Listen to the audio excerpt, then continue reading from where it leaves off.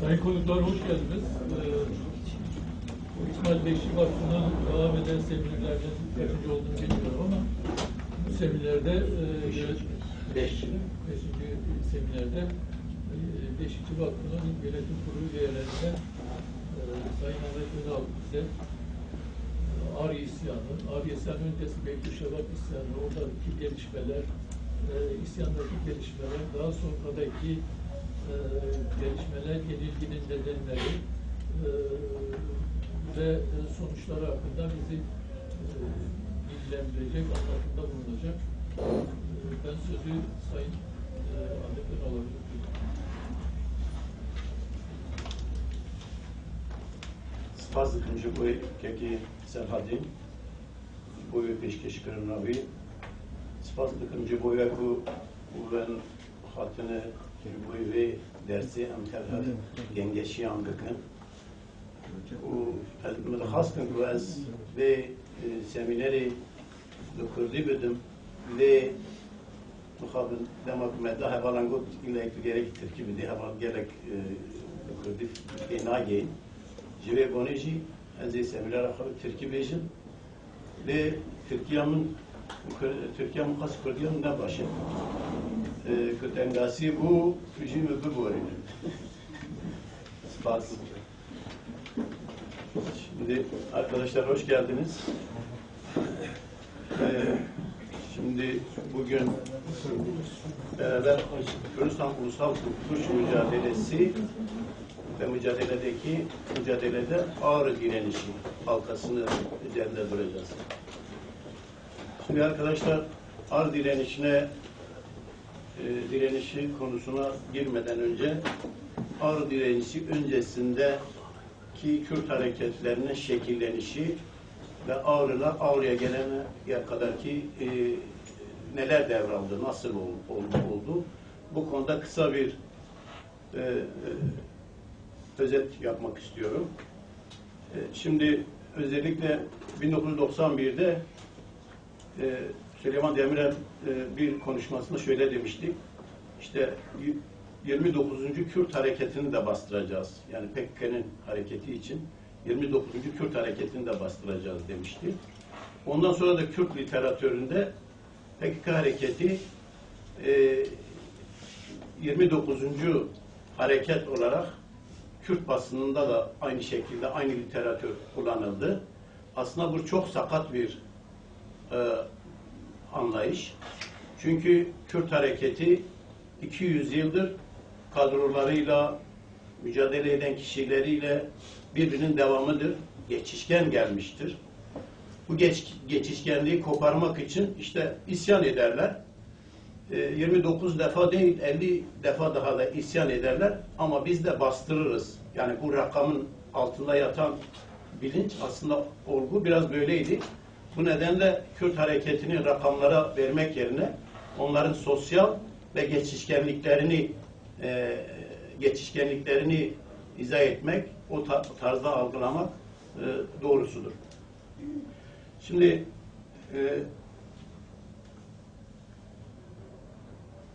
Kürt hareketi, ulusal düzeydeki Kürt hareketi özellikle 1800 yıllarından sonra ulusal hareket diyebiliriz. Ulusal bilinç aslında programsal olarak nüvelerini Ahmedekhane'de, Hacı Kadir Koy'de daha edebi düzeyde görmemiz mümkündür. Ama hareket olarak, fiili hareket olarak ilk kez 1806'da Abdurrahman Paşa, yani babam beyi Abdurrahman Paşa'nın Sancakköy'de yani Hevleri ile Süleymaniye arasında bir yer. Orada Osmanlı valisini kaçırıp Karaçoğlan'da bir ağacın altına çekip yargılanmasıyla başlayan bir olaydır. Çünkü orada net bir şekilde bütün gücünüzü buradan çekin. Burası babamların yurdudur. Burası bizim yurdumuzdur. Yurdumuzdan çıkın talebiyle Osmanlı'ya aksi halde valisini öldüreceğini söylüyor. Ve Osmanlı tabii bu müzakereye gelmiyor. Valisini öldürüyor ve savaş bu şekilde Baban Osmanlılarla Osmanlılar arasındaki savaş devam ediyor. Tabii bunun bir nedeni de Avrupa'da alan kaybeden, gerileyen Osmanlı Devleti bölgede, yani Kürdistan'da ki beylikleri yavaş yavaş korkarak merkezileşiyor ve giderek merkezi yönetimini oluşturmaya yöneliyor. Bu nedenle beyliklerini, yani 1700'ler öncesinde oluşan beylikleri ortada kaldırmaya çalışıyor. Onların özelliklerini bitirmeye çalışıyor. Sonra 1834'te rakamları bazen 800'lere 200'leri karıştırıyorum. 1834'te işte Kör Muhammed'in Revandus, yani Soran Beyliği, 1846-56 döneminde işte Botan Beyliği, özellikle de Tanzimat'tan sonra Tanzimat Fermanı'ndan sonra giderek daha çok şey oluyor. Avrupa'da kaybettikçe doğuda, yakın doğuda merkezi yapısını daha da yoğun bir şekilde yerleştirmeye çalışıyor. Bu nedenle o özellikleri bitirmeye çalışıyor. Onlar ise bu özelliklerini elden yitirmemek için Osmanlı'ya karşı direnişler gösteriyorlar. Baban Beyliği derken o beyliklerin özelliklerini biraz anlatmak, savaş içerisinde şöyle bir Şeyh Rıza Talabani'nin bir şiiri var. Diyor ki: Libirim de Süleymani, darul mülke babam bu, ne sührekeşi Ali Osmani, ne kole ecem bu. Yani Süleymaniye'yi hatırlıyorum. Babanların yurduydu. Yurdu ve mülkiydi. Ne Osmanlı Devleti'nin hizmetçisi ne de Acemlerin kölesiydi. Tabi bu tespit biraz abartılı bir tespit. Özellikler aynı zamanda merkezi devlete bağlı şeylerdir, yapılanmalardır. Beyliklerle ilgili slaytta gösterildiği üzere Baban, Botan, Soran Beyliği aslında beylikler konusunda size size bir ön bilgi verebilir. Yine beylikler ortadan kalktıktan sonra daha önceden şehirli kurumu beylikler tarafından kontrol ediliyor ve beylikler ortada kaldırırken biraz da şehirli kurumuna önü açılıyor, teşvik de ediliyor. Bu giderek Kürt hareketinin ulema şeyh sınıfının etkinliğine geçiyor. Bu konuda da özellikle en doğrultudaki 1878-1880 Şeyh Ubeydullah Nehri Hareketi. Şeyh Ubeydullah Nehri Hareketi ile ilgili Profesör Celil Celil'in Şeyh Ubeydullah Nehri Kürt Hareketi 1880 kitabı bu konuda en başat şeylerden biridir, eserlerden biridir. Yine biliyorsunuz bunlar ortadan kaldırıldıktan sonra, yenilgiler yaşandıktan sonra Osmanlı Devleti Kürt hareketindeki boşluğunu yitirmemek için, biraz da kullanmak için özellikle gayrimüslimlere ve Çarlık Rusyası'nın saldırılarına karşı Hamide adaylarını örgütlüyor. Hamide adayları işte gayrimüslimlere, Alevilere, Ezidilere karşı biraz da kurulmak isteniyor. Hamide adaylarına aslında Ermeniler ve Aleviler de başvurmuştur. Fakat bunların istemleri, yani Hamide adaylarına katılma istemleri reddedilmiştir. Hamide adayları daha ziyade Halep, Urfa, Diyarbakır hattı üzerinden Muş, kısmen Bitlis ve Ağrı hattı üzerinde olan aşiretlerden teşekkül edilmiştir. Diğer Koçgili'de Mustafa Bey, biraz da Türkmen olduğunu söylenen Haydar Bey, Dersim Külümür'de Haydar Bey bunlarla girmiştir ama Mustafa Bey'in herhangi bir icraatının olmadığı konusunda genellikle yazarlar, araştırmacılar hemfikir.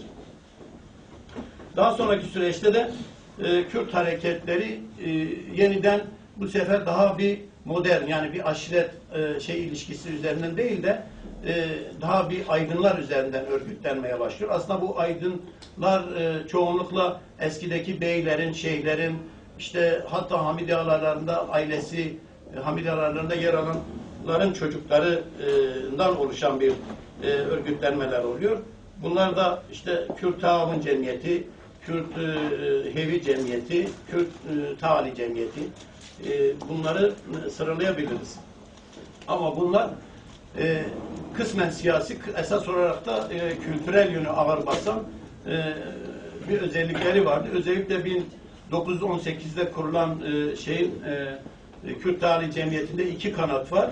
Yani siyasi olaylar üzerinde yoğunlaşırken Şeyh Abdülkadir kanadı, bir de Ali Bedirhan kanadı. Ali Bedirhan kanadı daha ziyade bağımsızlığı savunan kesimi temsil ediyor. Şeyh Abdülkadir de Osmanlı'ya bağlı otonomiyi savunan bir hat üzerinden hareket ediyor. Bunu anlatmama nedeni tabii bir de 1921'de Azadi Cemiyeti'nin oluşturulması var. Azadi Cemiyeti de tabii o Osmanlı özellikle 1919-1920 döneminde şeyi görüyorlar. Artık yavaş yavaş bir kopuş yaşanıyor. Osmanlı'yla herhangi bir iş yapmak ya da onun yerine kurulacak yeni bir devletle Kürtlerin birlikte iş götürmesi zorlaşıyor ve bunun yerini özellikle Azadi Cemiyeti'ni oluşturmaya çalışıyorlar. Azadi Cemiyeti de eski Hamidiyaların içinde yer alanlar, işte dini ulema kesim, şeyhler, aydınlar tarafında kurulan, özellikle de daha önce içinde yer alan Kürt Hevi Cemiyeti ve Kürt Taavun Cemiyeti içinde yer alanlar da etkilenerek bunun içerisinde yer alıyorlar. Yani karma bir cephe tarzı bir örgütlenme. Bu daha mücadelenin örgütlenmesini tamamlamadığı bir dönemde biliyorsunuz Cibranlı Halit ve Yusuf Ziya Erzurum'da yakalanıyor. Şeye getiriliyor, Bitlis'e getiriliyor. Bitlis'e getirildiklerinde tabii Kürtler bu işin idamla bitirileceği, öldürüleceklerini anlıyor ve o dönemde Şeyh Said Hareketi'nin örgütlenmesine başlanıyor. 1924 yılında Beytülşebap biliyorsunuz direnişi gerçekleşiyor. Beytülşebap üzerinde biraz durmak istiyorum çünkü lideri daha sonra Ağrı direnişinin lideri oluyor. Beytülşebap'ta da yanlış bir telgraf üzerine hareketi başlatın, Yusuf Ziya'nın kardeşi Ali Rıza'ya gönderdiği bir telgraf üzerine telgrafın yanlış çözümlenmesinden sonra takriben 350 kişilik bir askeri grup, içinde 3-4 tane de subayın olduğu Kürt grup Beytülşebap karakoluna el koyuyor ve ilan ediyorlar. Yaklaşık bir hafta kadar bir mücadele sürüyor. Sonra da 100-150 kişi tekrar bakıyorlar ki ümitsiz, sonuç alınamıyor ve bir kısmı firar kalıyor. Hareketin önderleri İsa Nuri Paşa ve arkadaşları Suriye'ye geçiyorlar. Bir süre sonra Suriye'den o dönemde hareket halinde olan Şeyh Mahmud Berzenci'nin yanına geçiyor. Fakat Şeyh Mahmud Berzenci'nin Türklerle olan ilişkisinden rahatsız oluyor. Oradan Simko'ya geçiyor, İran'a. İran'daki durumdan da çok hoşnut olmuyor. Simko'nun Türk devletiyle olan ilişkileri orada da kendisini rahatsız ediyor. Bu sefer kendisi İran'la direkt ilişkilere geçiyor. Yardım talebinde bulunuyor.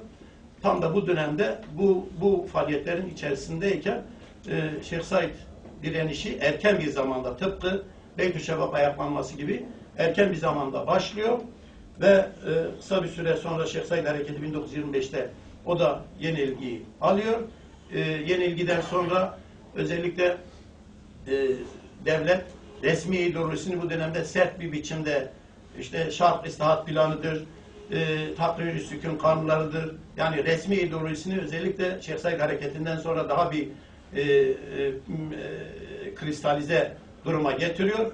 Bütün biraz güç sahibi olan bütün Kürt aşiretlerini sürgüne yollamaya başlıyor ve bu sürede de Kürt aydınları kaçıyor. Suriye'ye, Lübnan'a, İran'a vesaire Güney Kürdistan'a yerleşiyor. Bu dönemde Hoybun yeni bir örgütlenme fikriyatı yavaş yavaş oluşmaya başlıyor. Ama tam da bu dönemde 1926 Mayıs ayında yani ilkbahar dönemi dersek daha doğru olur. bu sürgünlere özellikle Serhat'taki aşiretler de katılmaya, onları da katmaya çalışıyorlar. Ama Serhat'taki aşiretlerin çoğu daha önce devletle ilişkisi olan, hatta devletle dost olan, Çarlık Rusyası'na karşı Osmanlı ile birlikte hareket eden, sonraki dönemde de ancak devletle iyi geçinmeleri durumunda kendi varlıklarını koruyabileceklerini düşünen bir aşiretsel yapı vardır. Hemen hemen hepsi aynı moddadır. Ama bunlar da sürgüne tabi tutulunca pek çok işte Şemikanlar, bazı aşiretlerin liderleri ve aşiret ileri gelenleri İzmir'e, diğer tarafa Ege'ye gönderiliyor. Tam da o sırada Brey Hesketelo diye Celali aşiretinin bir Hesusuri ailesinin işte aşiret liderlerinden biri.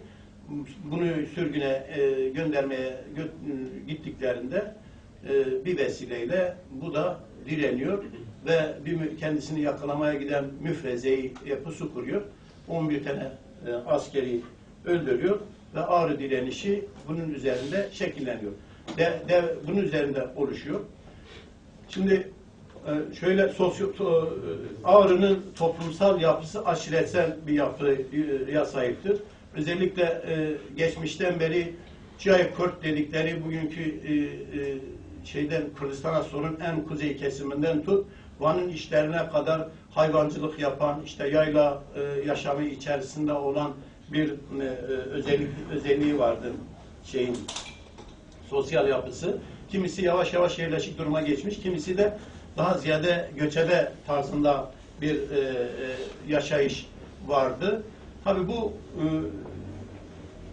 aynı zamanda bu hareketli durum onların bölgede sınırda olmaları nedeniyle de aşiretler gerekse kendilerini birbirlerine karşı kendilerini korumak, gerekse İran ve Türkiye'nin müdahalelerine karşı kendilerini korumak, gerekse Sovyetlerin yani sınır grift bir bölgede ve savaşların geçmişte sıkça olduğu bir bölgede oldukları için Ağrı'nın da bazen Ermenilerin denetiminde İran'a bağlı yaşadığı, bazen Rusya'nın eline geçtiği, bazen işte Osmanlı Devleti'nin eline geçtiği bir bölge olduğu için burada bu aşiretler güvenlikleri için özellikle daha önce de Osmanlıların da destek verdiği ve Hamidi alayların içerisinde yer aldıkları için silahlıdırlar.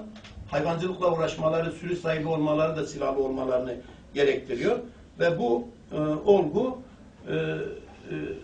bu hareketin başlamasıyla devlete yani sürüyü göndermeleriyle ki daha önce de bazı aileler gitmemek için gerekse firar etmiş, askere gitmemek için firar etmiş, Küçük Ağrı'ya, işte Ağrı eteklerine sığınmış, firar yaşamış, işte İran'a geçip firar yaşamış kişiler Büro'nun karşı koymasıyla birlikte Büro'nun etrafında toplanıyorlar. İlk başta Büro'yu imha tarzında deniyorlar fakat bunu beceremiyorlar, başaramıyorlar.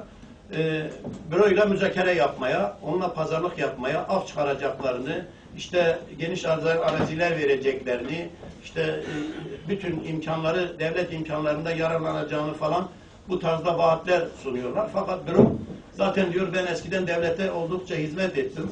Onun denetimindeydim. Hiç problemim yoktu. O dönemde bana yaptığınıza göre, şimdi bana bunları yaptığınıza göre benim bu yaptıklarımdan sonra hala başkası beni yaşatamazsınız inancıyla hiçbir zaman o müzakerelere gelememiştir.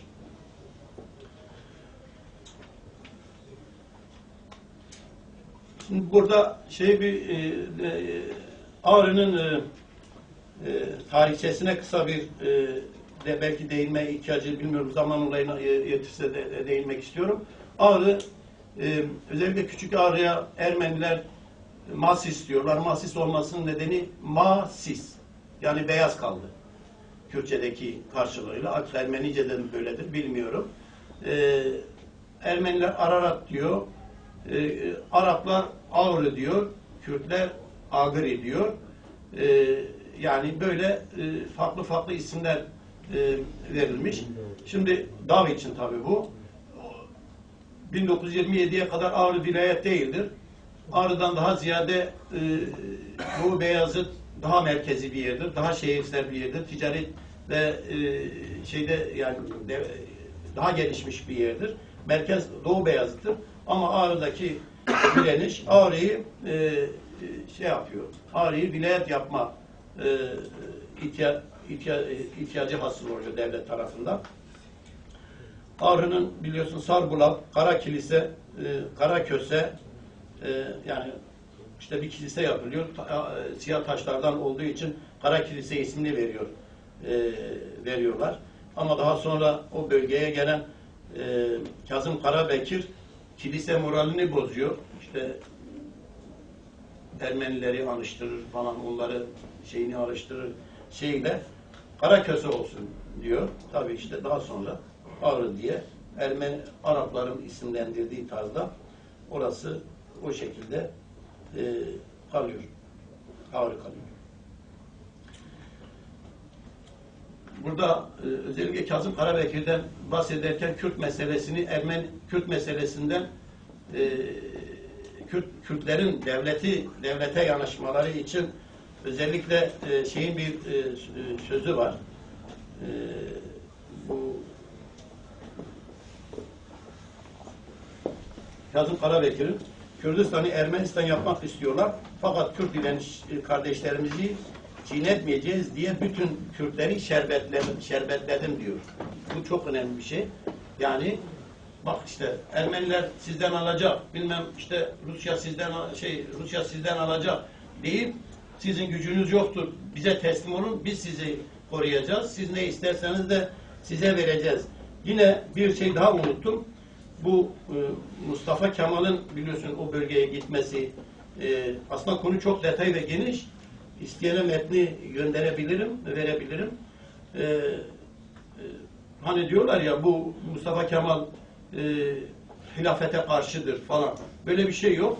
Hatta Alişer Mustafa Kemal için şöyle bir şey kullanıyor. Hilafet ordusu müfettişi. Müfettişi umumi diye sürekli literatüründe Alişer'in yani bu Dersim Koçgiri direnişinin lideri Alişer böyle bir tabir kullanıyor. Bu arada Ağrı'ya değinmişken Doğu Beyazıt'tan bahsettik. Doğu Beyazıt'ta Şefik Bey var. Bu Şefik Bey Koçgiri direnişinde onun üzerine bir nasihat heyeti oluşturuyorlar. Bugünkü ne heyetiydi? Akil heyettir nedir? Aslında biraz da onu anıştırmak o dönem için çok önemli bir şey. Bu nasihat heyeti de Şefik Bey'i Alişer Bey'in yanına gönderiyorlar. O da Doğu Beyazıtlı. Şöyle bir şeyle Alişer'e şöyle diyor. Kendim bir Kürdüm ve Kürdistan istiklalinden yanayım. Bunun için hükümete istişareler yaptık. Şimdi de hükümete selahiyet ile geldim. Biz Kürt başkan ve önderleriyle müzakere etmeye gelmiş bulunmaktayız. Bütün şartları hükümet adına kabul etmeye geldim. Yeter ki size af çıkacak. Siz de işte bu nasihatlarımıza uyun ve bize katılın. Yani Mustafa Kemal'in ve o dönemdeki hareketlere katılmayı öneriyor. Yine Ağrı direnişiyle ilgili şeyin bir sözü var. Beytü Şevap direnişi Beytü Şevap'ta olduğu zaman Ünlü Mustafa Kemal'e bir mektup gönderiyor. O mektupta diyor ki bu olay sıradan bir firari olay değildir. Van, Muş, Bitlis, Siirt ve çevresi illerini kapsar tarzda tertiplenen bir olaydır. Geniş tedbirlerin alınması gereklidir. Yani o dönemde Kürtlerin faaliyetlerinden devlet haberdardır. Tabi bu ilişkiler üzerinde şeye gidiliyor. Ağrı direnişine gidiliyor. Geçenlerde de bir seminerde küçük bir tartışma olmuştu. Ağrı direnişi yani Bröy Hesketelo'nun direnişi Hoygun'u yaratmıştır. Yani tamamen demoralize olmuş. Şeyh Said hareketi de bütün aydınlar, bütün liderler, bütün şeyler ezilmiş, asma olayları gerçekleşmiş. Şimdi bu koşullarda herkes adeta canını kurtarma havluyla İran'a, Güney Kürdistan'a, işte daha ziyade Şam'a veya Lübnan'a doğru kaçarken Broheski-Telo'nun mücadele etmesi, devlete teslim olmaması, bütün firar edenler ve isyana sürgüne gönderilmek istenenlerin Bro'nun etrafında birleşmesi ve 1. Ağrı Hareketi'nde devletin başarısız olması ki büyük bir pusu hazırlıyor aslında. Devlet bunlara saldırıyor. Bunlar İran'a gidiyorlar. Zannediyorlar ki biz bitirdik falan. Hepsi bu kadar diye düşünüyorlar. Tabi bunlar daha büyük bir saldırıyla Ağrı'da hareket ediyorlar. Broheski-Telo ve o dönemdeki özellikle o zaman İzmir'e sürgüne gönderilen bazı aşiret liderleri de geri gelip Bro'ya destek veriyor. Bu giderek direnişe karşı güveni ve sürekliliği geliştiriyor. Bir buçuk yıl sonra onlar da işte bir şeyler yapalım diye aralarında Kürt aydınları tartışırken özellikle de Ermeni aydınlarının da teşviki ve danışmanlığıyla Hoybun örgütü kuruluyor. Aslında Hoybun'un düşünceden öteye zaten o dönemde İhsan Nuri Paşa biliyorsunuz Beytülşebab'a gitmeden önce de 4 yıl Doğu Beyazıt ve civarında askerlik yapmış. Yani yüzbaşı olarak görev yapmış. Bölgeyi de biliyor. Zaten İran'dadır. Ve diğer Şeyh Said direnişine ve diğer Kürt aydınlarıyla da bir teması vardır. Buna işte Ağrı'ya geç ve oradaki hareketi şekillendir. Programı da kabul ediyor zaten. Gidiyor orada bir toplantı yapıyor. Ağrı hükümetini oluşturuyor. Kendisi askeri sorumlu. Broheski-Telo'yu da siyasi sorumlu olarak kaymakamlıklar atıyorlar. Ellerinde olan alanlara. Yani ve bu şekilde Ağrı daha bir moralize oluyor. Ağrı'nın tepesine de bir tane Kürdistan bayrağı o dönemde bugünkü bayrak kısmı bazı değişiklikler yapmışlar. Yani işte bayrağın etrafındaki o güneş korunu, kızıllığını şimdi vermişler. O zaman daha ziyade kuşun kalemle çizer gibi böyle biraz siyah vermişler. Onu bezin üzerine çekmişler. Ağırda dalgalandırmışlar. Bayrak gönlünüz kutlu olsun. Bu arada onu da unuttum. 17 gerçi 2 gün önceydi ama işte kutlama, Kürtlerin kutladığı bayrak o bayraktır.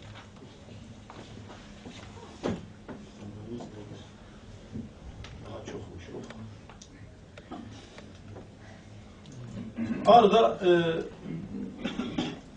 1927'den sonra İhsan Nuri Paşa geliyor. Daha bir askeri nizam içerisine sokmaya çalışıyor. Gerilla tarzı hareketlerle toplu saldırıları iç içe gerçekleştirmeye çalışıyor. Daha programlı, daha nizami bir disiplin içerisinde hareket ediyor. Burada şu çok önemlidir. İhsan Nuri Paşa Ağrılı değildir. Ama Ağrı'ya geliyor, aşiretler arasında bir toplantı gerçekleştiriyor ve aşiretlerin tamamı bu Kürdistan tarihinde bir ilktir. Dışarıdan gelen yani başka bölgede, Muşlu'dur aslında. Oradan gidip Bitlis'e o ilişkilere geçtikten sonra hemen Hoybun'un programını bütün aşiretler, yani direnişe katılan aşiretler daha doğrusu hepsi olmasa da kabul ediyorlar. Bu Kürdistan tarihinde bir ilktir. Belki daha sonraki süreçlerden de çoğu zaman yapmamıştır. Mesela Alişir gitmiştir. Aslında kendisi liderdir. Fakat Seyit Rıza'yı daha çok öne çıkarmıştır. Yani bizim liderimiz rehberimiz Seyit Rıza'dır diye onu öne çıkarmıştır. Ama gerçek lider Alişir'dir. Fakat burada gerçek lider hem resmiyette hem fiiliyatta, yani Kürtlerin arasında ve bilinen lider İhsan Nuri Paşa'dır. İhsan Nuri geldikten sonra kısa bir süre sonra hareketi sadece Ağrı'yla sınırlı kılamayıp diğer bölgelere yayarsa ancak burada yaşayabileceğini düşünür. Tabii hareket genişleyince onların sorumlulukları da artıyor.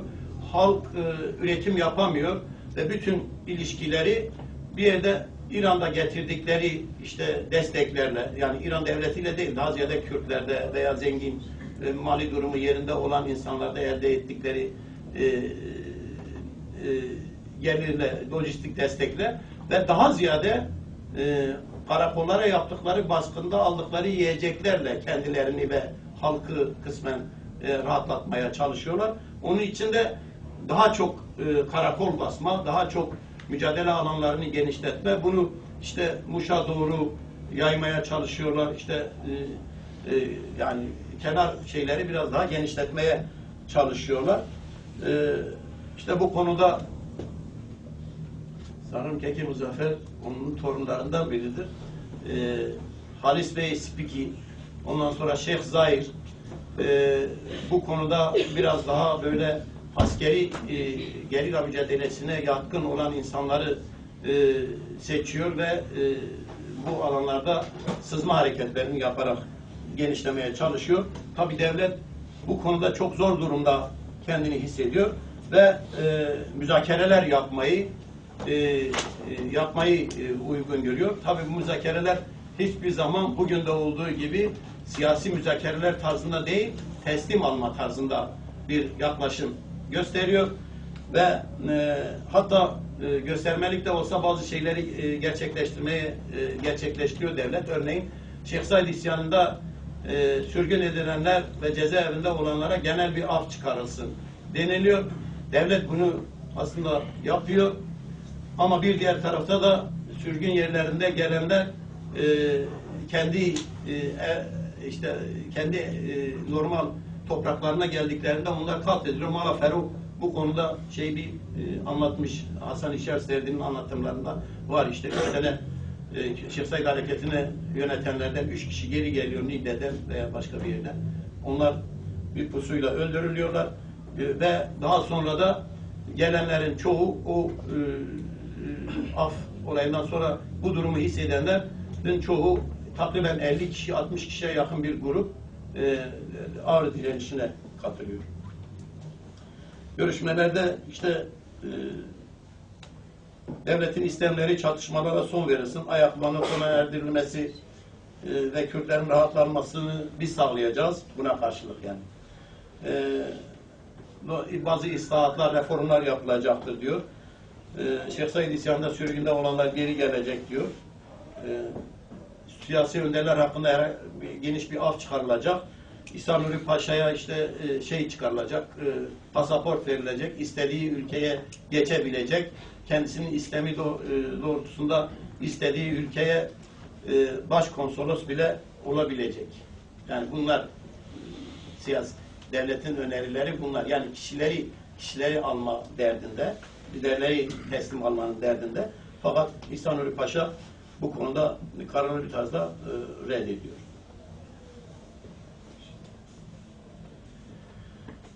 Ağrı direnişi döneminde parçacı durum maalesef Kürt tarihinde hiç giderilemedi. Hep devam ediyor, etti. O zaman da vardı. İşte Simko ayakta, Mala Yunus, Melato ve Sason Dağı'nda 1925'ten beri onlar da ayakta. Şeyh Hamdi Berzenci aynı şekilde ayakta. Ama bunların aralarındaki ilişkiler Hoygun olmasına rağmen bir türlü gerçekleşemiyor. Ve zaten Hoygun'un programında da diğer parçalara dönük bir hareket koyma şeyi yoktur. Hedef yoktur. Daha ziyade Türkiye, yani Türk devletine karşı bir mücadele söz konusudur. Hoygun'u destekleyen aslında biraz psikolojik düzeyde bir destektir. Bir de düşünsel, siyasal bir destektir. Fiili bir destek Rojava Kürdistan'ında yapmak istiyorlar ama bunu da beceremiyorlar. Yaklaşık bazı hareketler yapıyorlar. Midyat'a kadar ancak gelebiliyorlar. Onun ötesine geçemiyorlar. Ağrı'ya varamıyorlar. Ve Ağrı'dakiler artık kendi başlarına ne yapabildilerse gibi bir durumla karşı karşıya kalıyorlar. Kürt hareketinde herhangi bir merkezileşme yoktur. Dersim'de o dönemde bir adeta bir otonom durum vardır. Ama bu otonom durumda devlet Dersimlilerin Ağrı'ya gitmemesi için Pülümür üzerinde bir güvenlik tedbiri alıyorlar. Ama Dersimler bir türlü Munzur'dan öteye kafalarını kaldırıp göremiyorlar ve zaten bu olay gelen tehlikenin de bir yerde yani SOS'i gibi bir şey. Yani.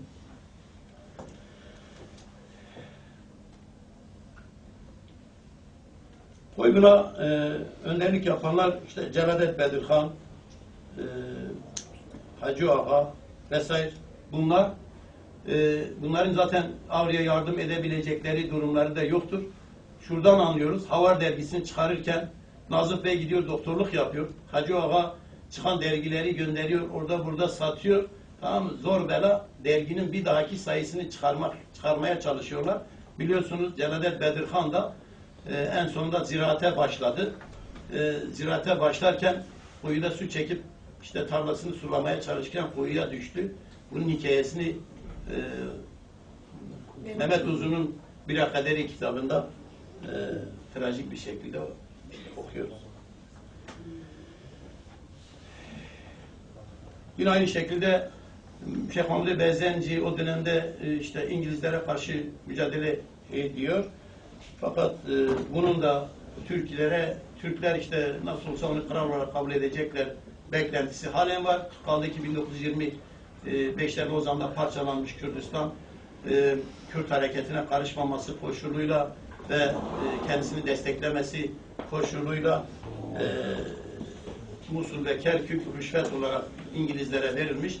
İngilizler her tür ilişkiye ve yardıma Türk devletine amade durumdadır. Bize de hem o agri yavaş yavaş değil. Deri daha doyum. Ama sıfat akırat.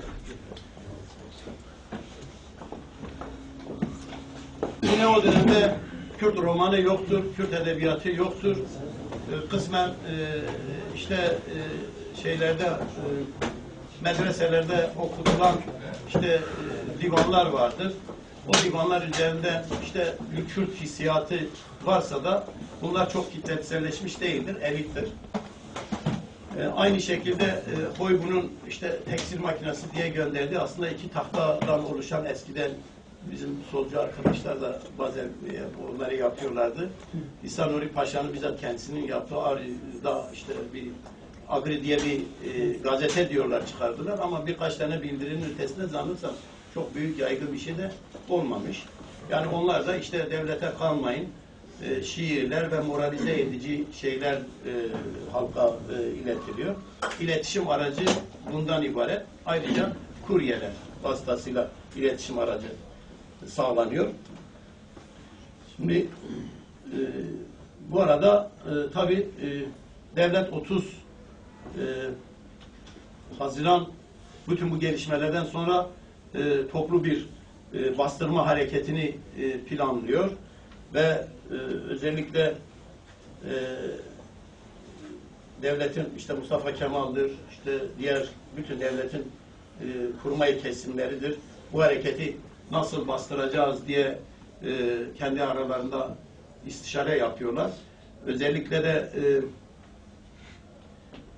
Sovyetlerle birliğiyle olan ilişkileri üzerinden Sovyetlerden gelen lojistik desteği kesmek, o sınırı kesinlikle burada hiçbir insanın geçmemezcesine sıkı bir şekilde sağlanmasını sağlamaya çalışıyorlar.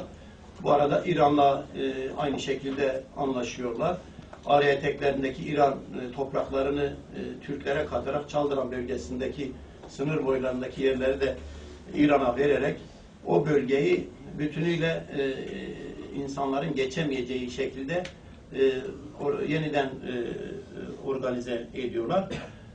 Ve Muş, Van üzerinden, Erciş üzerinden, Göl üzerinden, Van Gölü üzerindeki özellikle girişleri yeniden örgütlüyorlar. Tabii bu harekete başladıklarında yani çok büyük bir askeri şey var, askeri dengesizlik var. Artık uçakların da yerleştiriyorlar.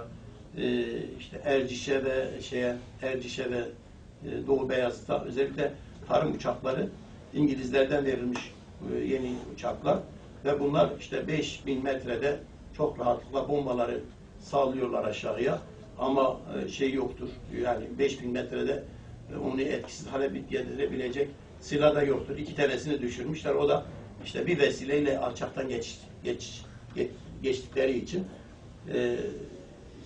havaalanı ele geçiriyorlar işte küçük bir havaalanı, Erciş havaalanı.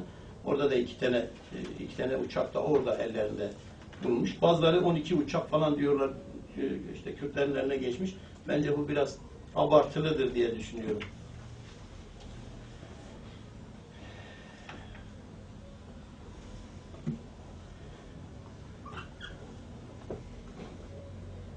Türkiye Devleti'nin kuruluşunun Sovyetlerle olan ilişkileri ki Kürdistan'a sonra aynı dönemde tasfiye oluyor.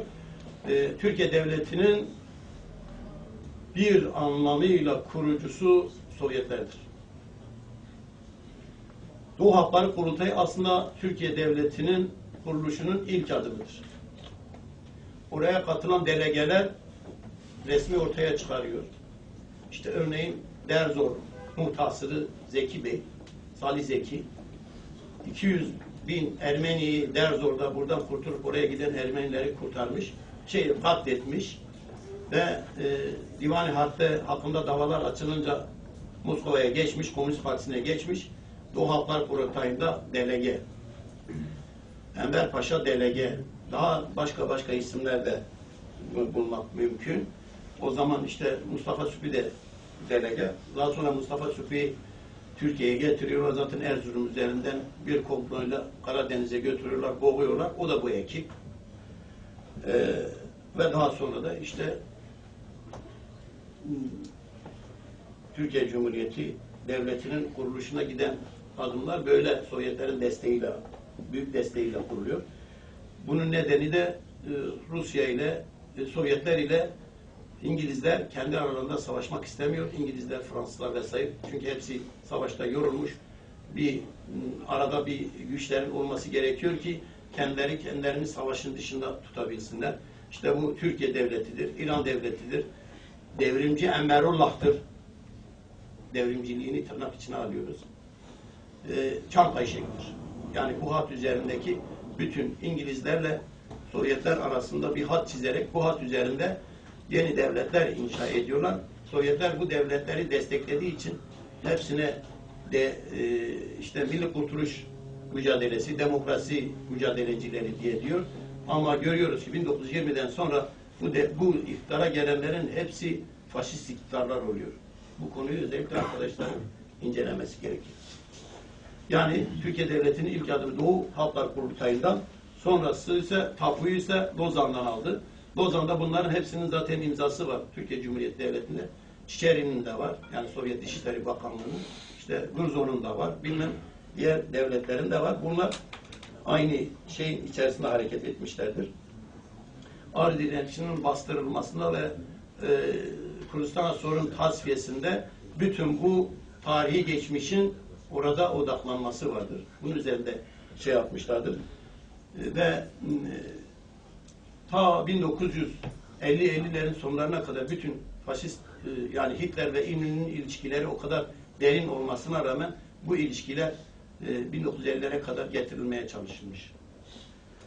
Daha sonra Birinci Dünya Savaşı sonra. Bunu şuradan da alıyoruz. Hatta işte 1942'de 1934'te Arabi Şemo işte şeyler yazıyor, romanlar yazıyor. İşte tam da o dönemde ben de en sonunda Almata'ya gittiğimde öğrenmiştim. 18 yıl Sibirya'da kalmış Arabi Şemo.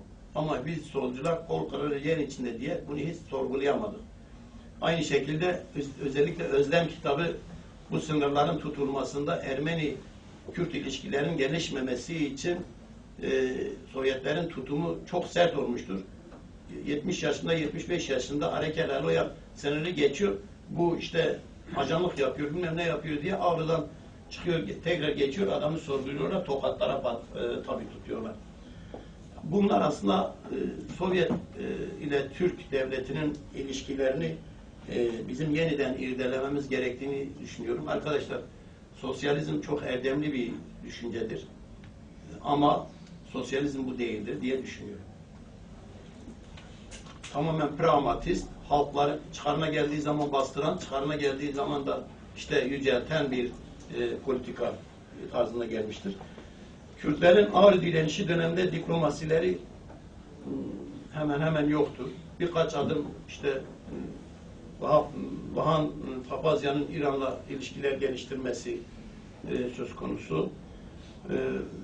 İşte destek vermesi için yine İhsan Nuri Paşa'nın ilişkileri söz konusu. Onlarla bütün dertleri işte Simkon'un güçleriyle İhsan Nuri Paşa'nın güçleri birbirine destek vermesin diye böyle bir şey geliştiriyorlar. Yani senin Kürdün benim Kürdüm meselesine bugün de güdüldüğü üzere böyle bir politika izlenmiş.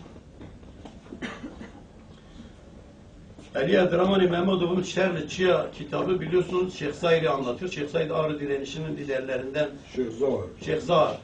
Kürtler Şeyh Zahir diyor. Şeyh Zahir Türkçe'de herhalde Türkçe literatürdeki gibi ben okuyorum. Şeyh Zahir kitabı Ağrı direnişini övdüğü için Sovyetler 1942'de yazılmasına rağmen yayınlamıyor. Yayın kurulundan geçemiyor. Bunu ancak 1989'da Sovyetler yıkıldıktan sonra yayınlıyorlar. Ondan sonra da tabii o kitabın ismini çok duymuştum, hikayesini de biliyordum. Kitap elime geçer geçmez de onu yayınlamıştık. Peri yayınlarında.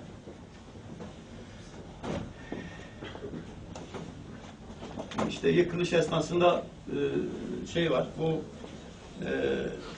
direnişçilerin Kürtistan sorunu bu vesileyle tasfiye edilir. İkisi birlikte tasfiye edilir. Sovyet, İran ve Türkiye'nin birlikte yaptığı bir tasfiyedir.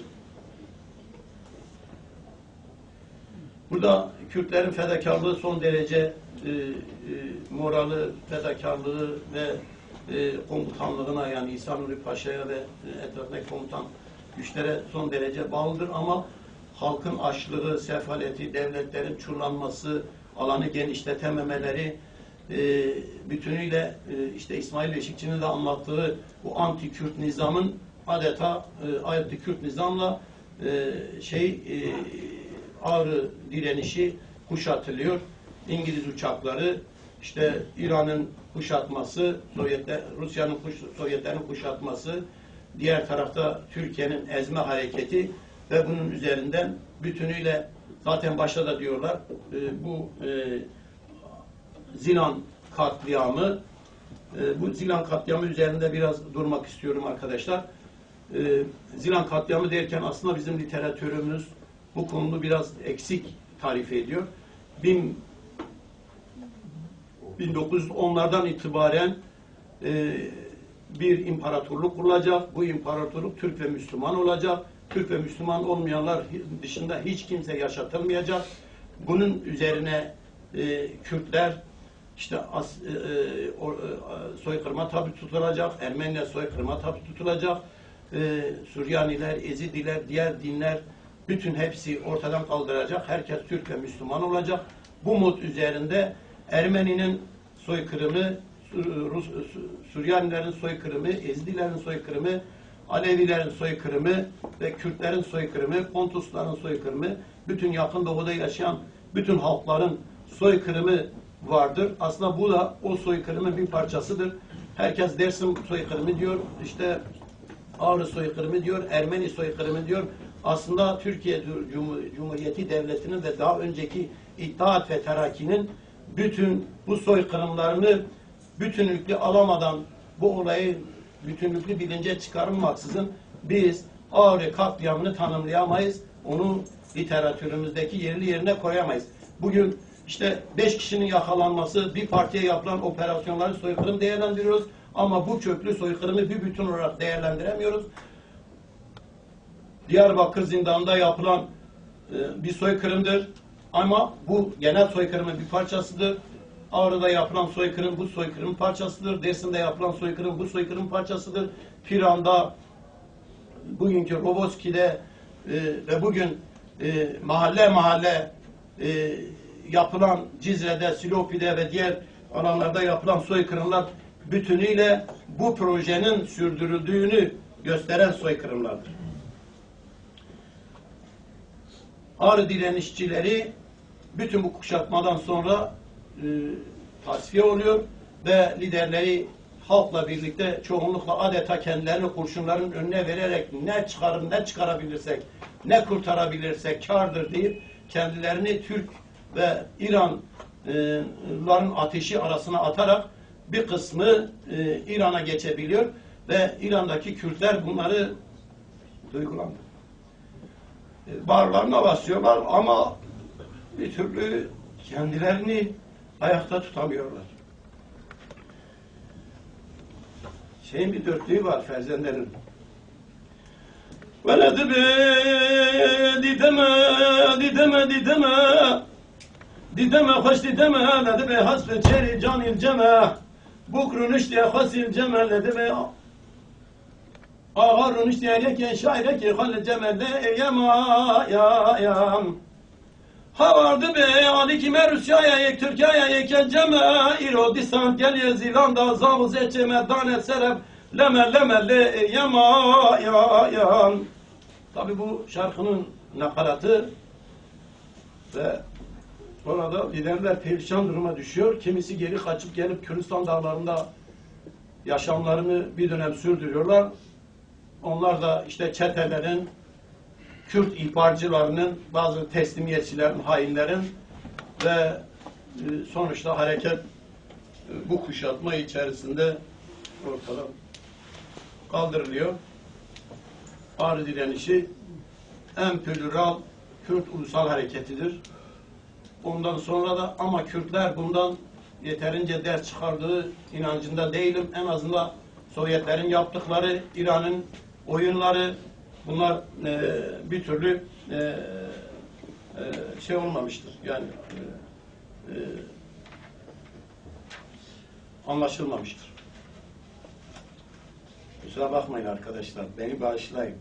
Bu çok insani bir şey anlamadım yani. Kusurluk yok. Kusurluk mu olur? Sonra yakalananlar takriben diyorlar 1000 kişiye yakın ama 750 civarında söylendiği daha ziyade insanların üzerinde anlaştığı bir şeydir. Bunlar işte Adana'ya götürülüyor güvenlik gerekçesiyle. Bugün de işte Roboski davası nerede görülüyordu? Eskişehir. Veya başka davalar. Onları da Adana'ya götürüyorlar. Bir kısmını işte zehirli iğnelerle öldürüyorlar. Hiç yargılama aşamasına bile taşımadan bir kısmını yollarda telafi ediyorlar.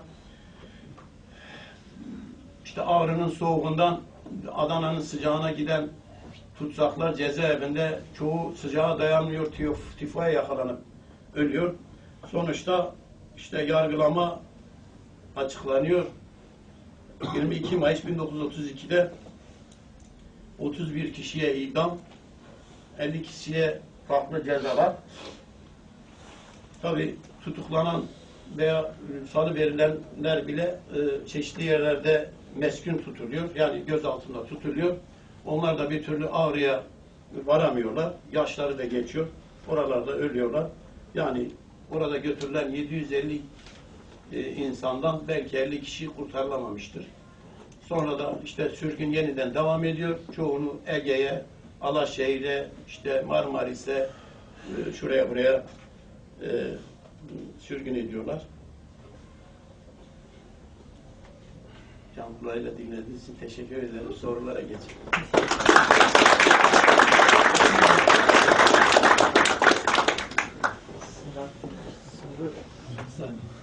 Şimdi Kekamet çok zor soru sormayın ama ben. Kekamet bize bir saatlik bir sunumla 19. yüzyıldaki kısaca Kürtlerin sosyal yapısından, Kürdistan'daki o zamanki tarihsel süreçten bahsetti. Osmanlı son dönemindeki Kürt faaliyetlerinden biraz bahsetti. Sonra Beytüşşevap direnişi, Hoymun örgütlenmesi, Ağrı direnişi, sonrasında direnişte dış etkiler ve iç ilişkilere değinildi. Sonuçta yenilgi ve katliamdan bahsettikten sonra duygusal bir şekilde sunumunu bitirdi. Şimdi ara verecek miyiz yoksa sorulara mı geçelim? Yok hocam, vermiyoruz abi. Devam etsek. Peki o zaman sorulara geçelim. Buyurun. Sorular zor değil. Bak. Şimdi ben literatür üzerinde durmak istiyorum. Siz konuşmanızda Şeyh Said direnişi, Beytüşşevap direnişi, Ağrı direnişi ve böyle geldi. Şimdi bir de Süleyman Demirel'in sözü şuydu. 28 isyanı bastırdık, 29.sunu bastırıyoruz. Yani şimdi Süleyman Demirel'e göre hepsi isyan. Şimdi bence ne Kürtler ne de Türkler bunu tam yerinde kullanmıyor. İsyana direniş dediğin zaman apayrı bir anlam çıkar. İsyan bir talep elde etmek için senin başlattığın bir olaydır. Onun için ben Cumhuriyet'in kuruluşu 29 Ekim 1923 deniliyor ama Türk Devleti'nin kuruluşu daha geridir. 23 Nisan 1920'de meclis oluştu. Oradan itibaren aldığın zaman mesela Koşkiri bir isyandır. Direniş değil. Çünkü siyasi talepleri var. Siyasi taleplerle ortaya çıkıyor. Şunları gerçekleştir. Gerçekleştirmemesi üzerine isyan ediyor. Şemdinli Şeyh Said ben isyan diyorum. İkisi birlikte değerlendirmesi gerekiyor. Zaten sen de belirttin. Dedin ki bir şifrenin yanlış yorumlanması sonucu isyan çıkmıştır. Direnmişlerdir ve bir takım olaylar meydana gelmiş. Ardından da Şeyh Said meselesi vardır. Şimdi Genelkurmay ise ayırıyor. Bir isyan diyor, bir de tedip tenkil diyor. Yani Genelkurmay belgelerinde isyanlar var, tedip tenkil var. Tedip edeplendirme. Yani kelime kökü budur. Yani edeplendirme, bir halk yoldan çıkmış, onu edeplendiriyor. İşte en temel örneği Sason ve Dersim'dir. Orada edeplendiriyor onları. Tenkil ise nakletme, Türk Dil Kurumu'nun sözlüğünde geçer, nakletme. Aynı zamanda da işte o tedip tenkilde şey var. Başkalarına örnek olacak şekilde tepeleme var. Şimdi tedip edilme veyahut da başkasını örnek olacak şekilde tepeleme olayına karşı duruş direniştir. Ama öbürü isyandır. Bence bunu ayırt etmek lazım. Bu çok önemlidir. Çünkü devlet Kürt halkını işte diyelim jenosite uğratmak için, asimile etmek için program uyguluyordu. Bu tedip, tenkil olayları ve ona karşı gelişen direnişler apayrı bir yerde durur. İsyanlar burada durur. Sanırım yani zaten Ağrı isyanı da iki ederler. 28-30 diye ayırıyorlar. 30 isyandır. Yani ben öyle değerlendiriyorum şahsen. Bir de PKK'nın yaptığı isyandır. Bunlar isyandır. Yani taleplerle ortaya çıkıyor. Diyor. Bence bunu ayırmak lazım. Bilmiyorum bu konuda sen ne dersin? İkincisi erken doğum. Şimdi gerçekten şüpheli. Mesela Şemdinli olayında bir telgraf gidiyor. Beytüşşevap. Beytüşşevap'ta gidiyor, bir telgraf gidiyor. O telgrafta sanki isyana başlayın diyor. Şimdi bu nasıl meydana geldi? Gerçekten onlar mı böyle yorumladı? Yahut da devlet onları yanıltmak için mi böyle bir telgraf gönderdi? Burası şüpheli. Erken doğum için. Çünkü 1925'i işte hazırlamak üzere kurulmuş olan Azade Hareketi'nin çalışmalarından Mustafa Kemal'in haberi vardı. Çünkü Kasım, Cibranlı Kasım, binbaşı Kasım Atatürk'le görüşünce bütün bunları ihbar etmişti. Onları biliyorlardı. Onun için erken doğum çok önemli olaydır. Erken doğum çok önemli olaydır. Yani devlet politikasını gerçekleştirmek için bu olayda ve bazı olaylarda, mesela ben günümüzdeki işte şehirlerdeki direniş, hendeklerdeki direnişle bunun arasına bağlantı kuruyorum kendi kafamda. Bilmem sen ne düşünürsün? Yani erken doğum için oradaki, yani yurtseverliğin en yüksek olduğu yerlerdeki o yurtsever halkı yerinden etme, evinden etme, oradaki direnişi kırmak için hendek olayı bir erken doğum olayı mıdır, değil midir? Yani böyle düşünüyorum. Bana zor sorular sordun. Ben hiç Evet. bilemeyeceğim. Zor değil bile kalmadı. Şöyle katılırım diyorsun. bir de şimdi bununla ilgili Osman Sabri'nin anıları çok ilginç. Şimdi Osman Sabri'nin anılarıyla senin anlattığın arasında bir fark var. Osman Sabri diyor ki Hoybun, bu ikinci Ağrı isyanını diyelim, isyanını desteklemek için karar aldı. Ve bu karar çerçevesinde şimdi o kendisi Mırdasi aşiretinin reislerinden ama sürgünde görev verildi. İşte Şahin Bey, Mala Hacı diyor bana görev verildi. Birkaç kişiye daha görev verildi ve biz de işte sınırlardan içeri girecektik. Kendi aşiretimizi isyan ettirecektik. Şimdi hatırlamıyorum, Osman Sabri ile bir tanesi yanında gidiyor ve bir karakolu da işgal ediyorlar.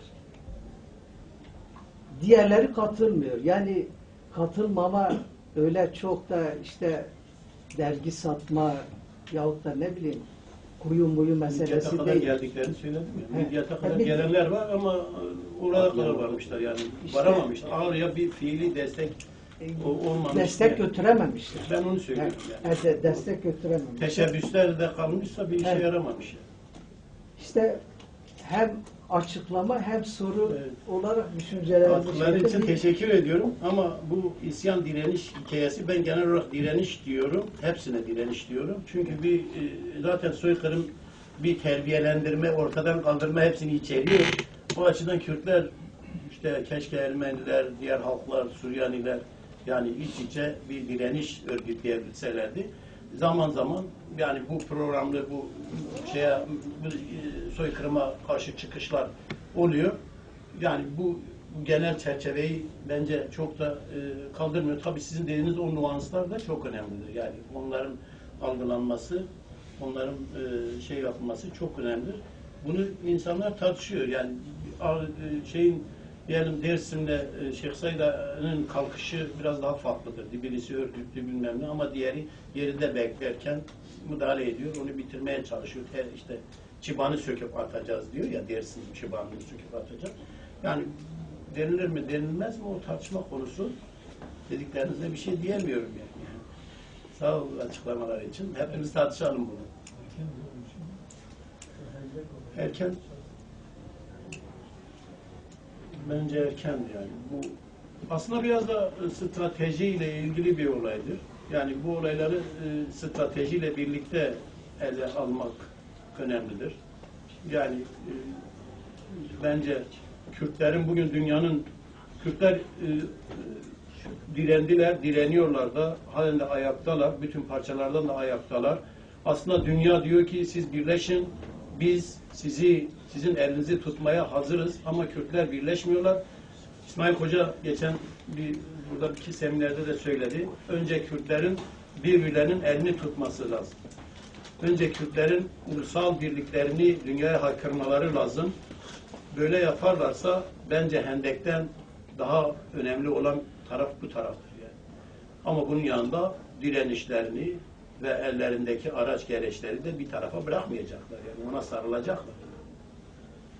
Öyle düşünüyorum. Yani Ben hocamdan düşünmeyle bu erken doğumun bir aşmasını istiyorum. Normal doğum şartları size göre ne olması gerekir? Özür dilerim. Pardon. Evet. Şimdi literatürde kullandığınız cümle Ahmet Bey'in isyan, elbette bir siyasi içerikler içeren bir şeydir, terimdir. Direniş kendini koruması için bir şeydir. Kendi soyunu, sopunu, belli kişilik olması bir settir. O farklı o daha literatür bir kelime. Ben size şey örnek istiyorum. Yani kısa bir ürünüze.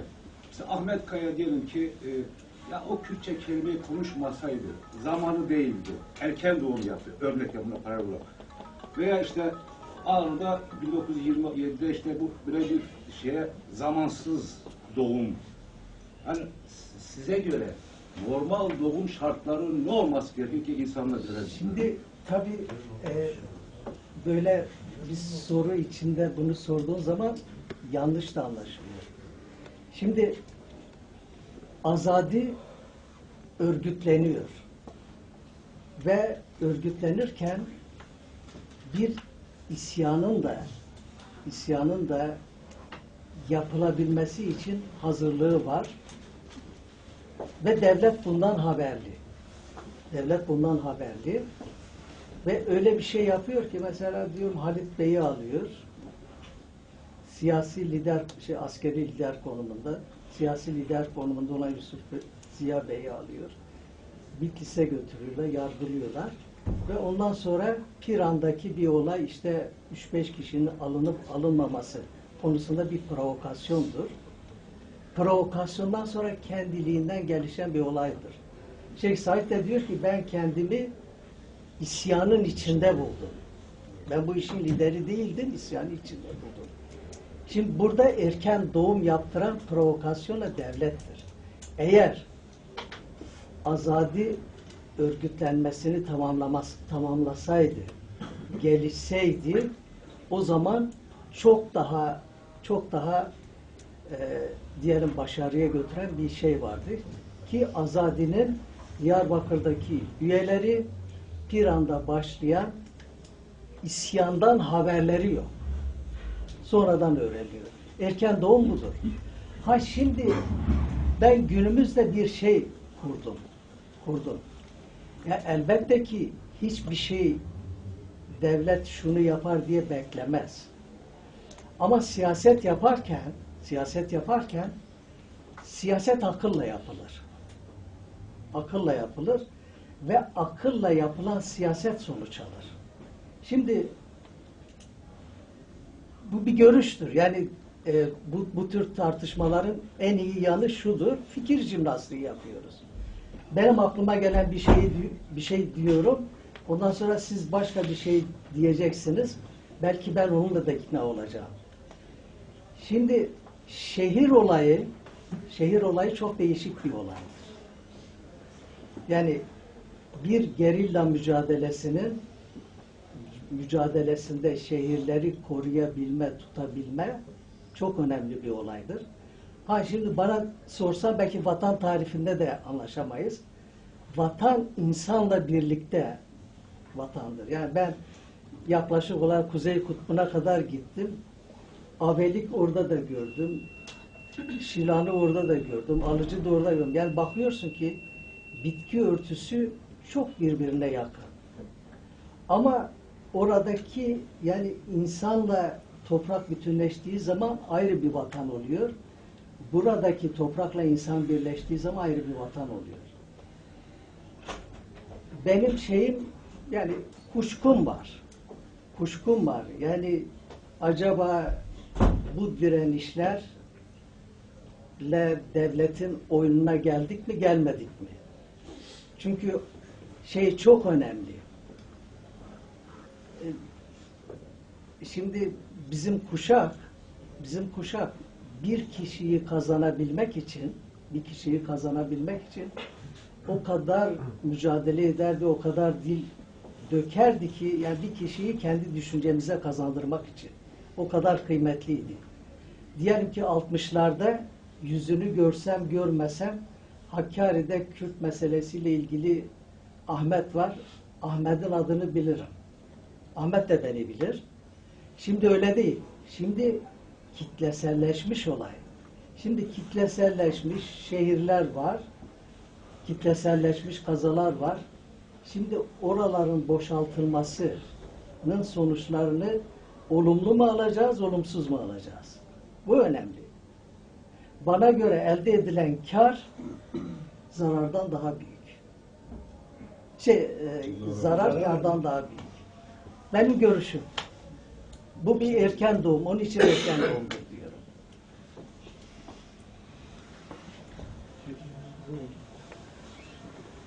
Tabii katılıyorum abinin söylediklerine. Yani direniş ve isyan olayı da doğru.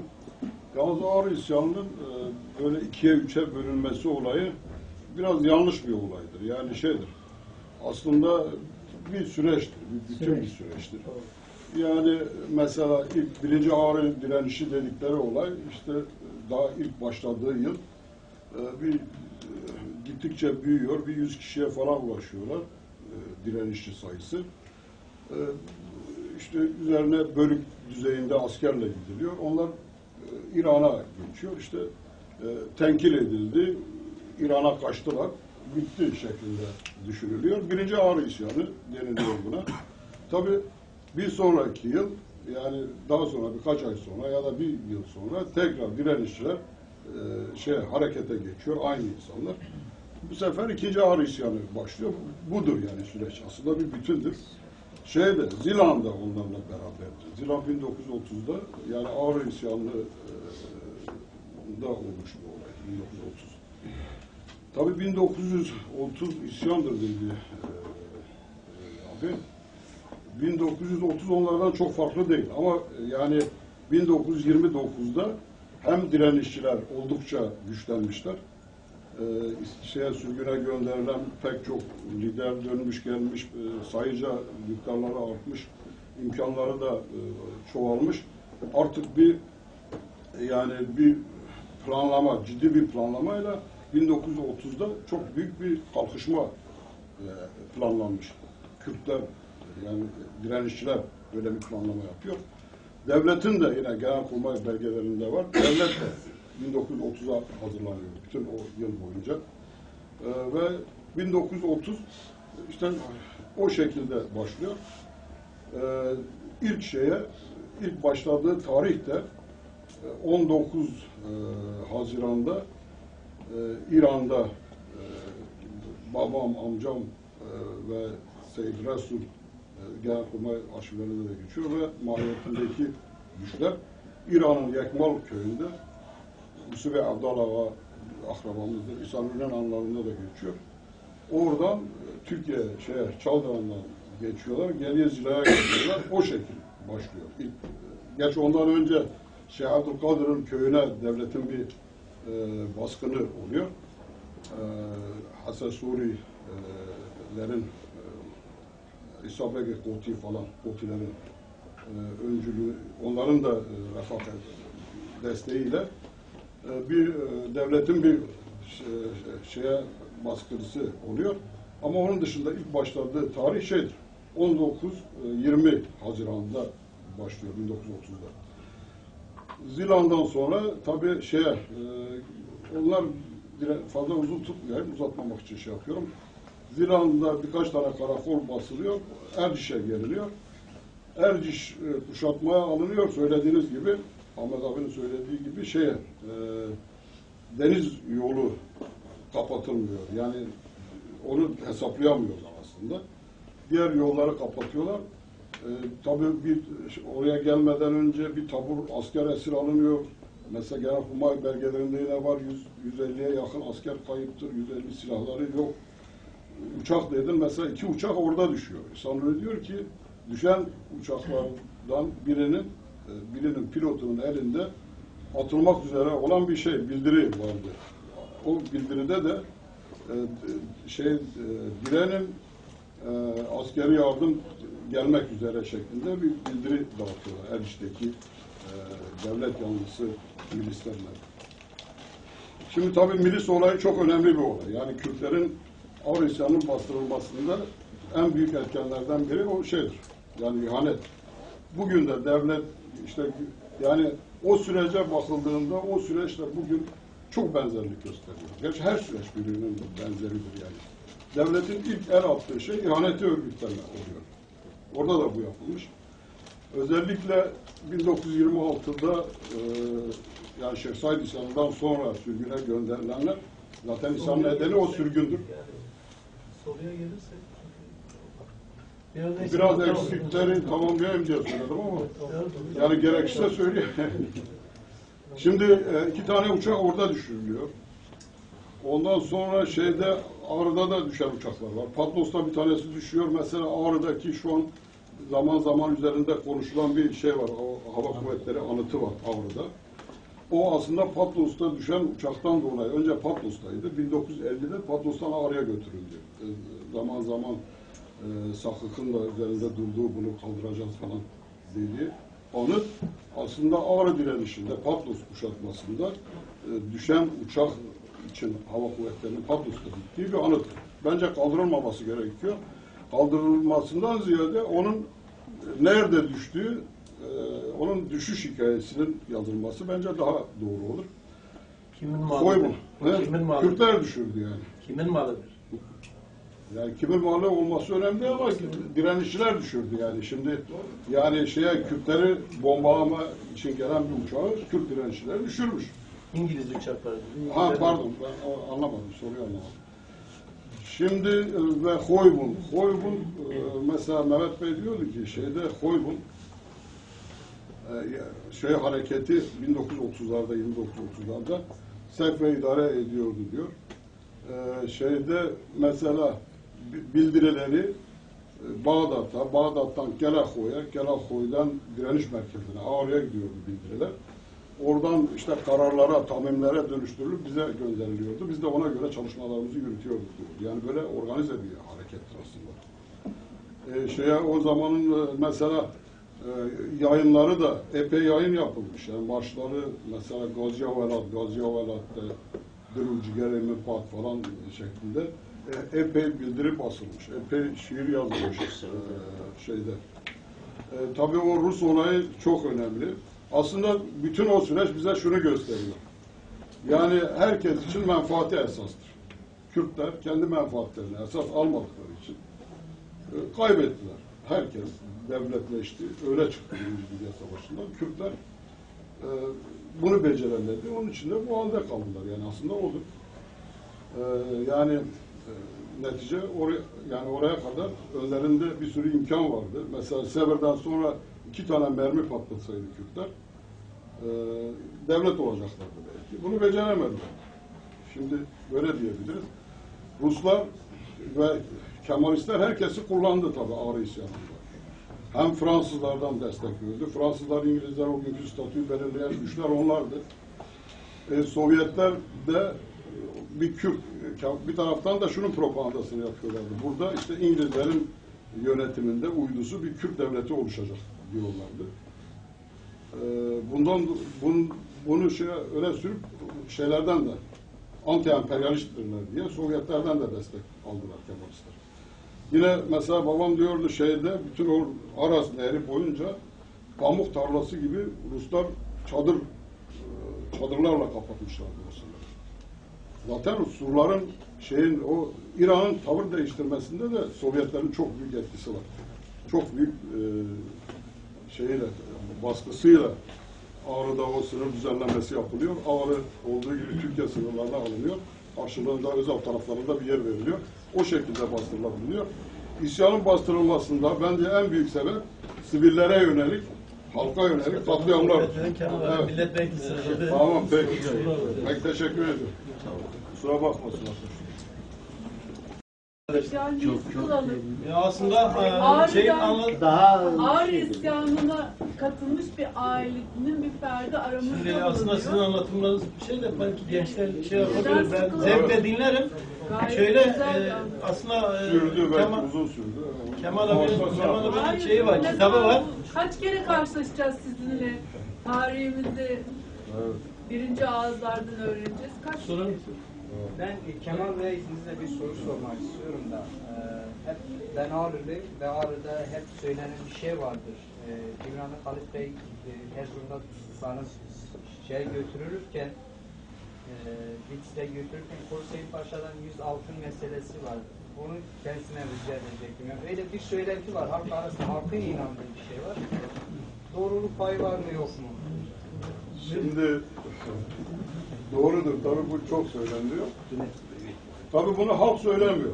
Yani şimdi yani ben mesela Patmos'ta şeyde hiç duymadığım bir olay. Bunu karıştırıyorlar. Mesela şeyden önce, tutuklanmadan önce Halit Bey herkese mektuplar yazıyor. Babam diyordu, gelen mektupları ben okuyordum diyordu. Paşa'ya. Diyor paşa şey yapıyordu. Epey diyordu ki şeydi, bunlar gençti. Hani siz erken doğum diyorsunuz ya abi. Uşan abi. Bunlar gençtir. Daha yani daha tam bir güce ulaşılmamış, daha Kürt halkının ittifakı birliği sağlanmamış. Böyle bir cesaretle bu illegal yürümesi gereken aslında bazıları da o nedenle eleştiriyorlar da. Bunu söyleyenler başka çevreler de var yani. Yani kaygı duyuyordu diyordu şeyden, yani o faaliyetlerinden.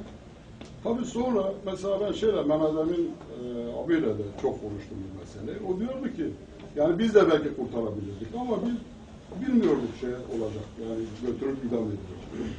Çünkü yani karıştırılan, düşünülmeyen olay şu. Yani tutuklanmış Yusuf Ziya Bey de Bitlis'te tutuklanmış. Oraya gidecek, mahkeme olacaklar. Kimse bunun sonunda ikisinin idam edileceğini falan bilmiyor ki. Zaten Şeyh Said isyanı da henüz olmadı. Bundan sonra işte bir provokasyonla başlıyor. Belki idamların nedeni Şeyh Said isyanının olmasıdır yani. Hatta cezaevinde şeylerle yaptığı, dayılarından birisiyle konuşmasında ona söylüyor. Diyor ki beni kurtarma gibi bir faaliyete girmeyin. Böyle bir şey daha henüz o durumda değiliz. Bu erken doğum olmuşlar Şahab'ın dediği gibi. Böyle bir şeye yetenmeyin diyor. Ama şeyler tabii çok uzundur yani. Çok şey konuşabiliriz o konuda.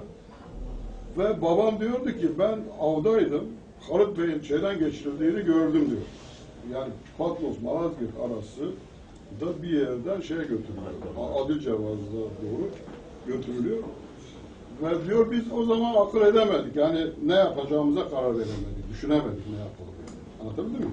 Böyle denildiği gibi bir karar vardı. Kurtarması gerekiyordu. Kurtarmadı falan. Bunlar hep aslında gerçekten uydurma şeylerdir yani. Yani şimdi burada biz oturmuşuz. Diyelim ki burayı bastılar. Bir arkadaşımızı alıp götürdüler. Biz ya götürmeyin, bu askeri öldürecek miyiz? Aynı buna benzeyen bir olaydır bu yani. Bilmiyoruz ki ne olacak. Belki götürüp ifadesini alıp bırakacaklar. Yani şimdi ortada bir isyan yok. Fiili bir durum yok. Hüseyin Paşa niye onu kurtarmadı diyorlar yani mesela. Hani Hüseyin Paşa'nın sözcüsü de ben değilim. Ayrıca 100 yıl önce yaşamış, 150 yıl önce yaşamış insanları yani bugünkü, buna tavcılık deniliyor herhalde. Yani bir geçmiş bir olaya sonradan dön bak, yorum yap ve insanları suçla olayı. Doğru bir olay değil. Yani olaya zaman mekan şartları içinde ve o kendi realitesi içinde bakmak gerekiyor. Yani bu anlamda böyle bir şey yok. Teşekkür ederim. Şimdi ben Ahmet abiye teşekkür ederim. Hem iki yerden dolayı teşekkür edeceğim. Birincisi böyle hepimizin biz bu isyanları konuşurken işte veya direnişleri konuşurken bu halkın çocuklarıyız. Dolayısıyla elbette ki duygulanacağız, ağlayacağız, şey yapacağız. Bu konuda bize bir insani yönümüzü hatırlattı. Kusura bakmayın dedi, bu kusurlu bir şey değildi. Çok güzel bir ilk defa da böyle insani bir şeyle karşılaşıyorum. Yani biz böyle duygusuz insanlar değiliz demek. Bunları açıklarken başkalarının tarihlerinde bahsediyoruz. Kendi tarihlerimize bahsediyoruz. O yüzden duygulanmak çok önemlidir.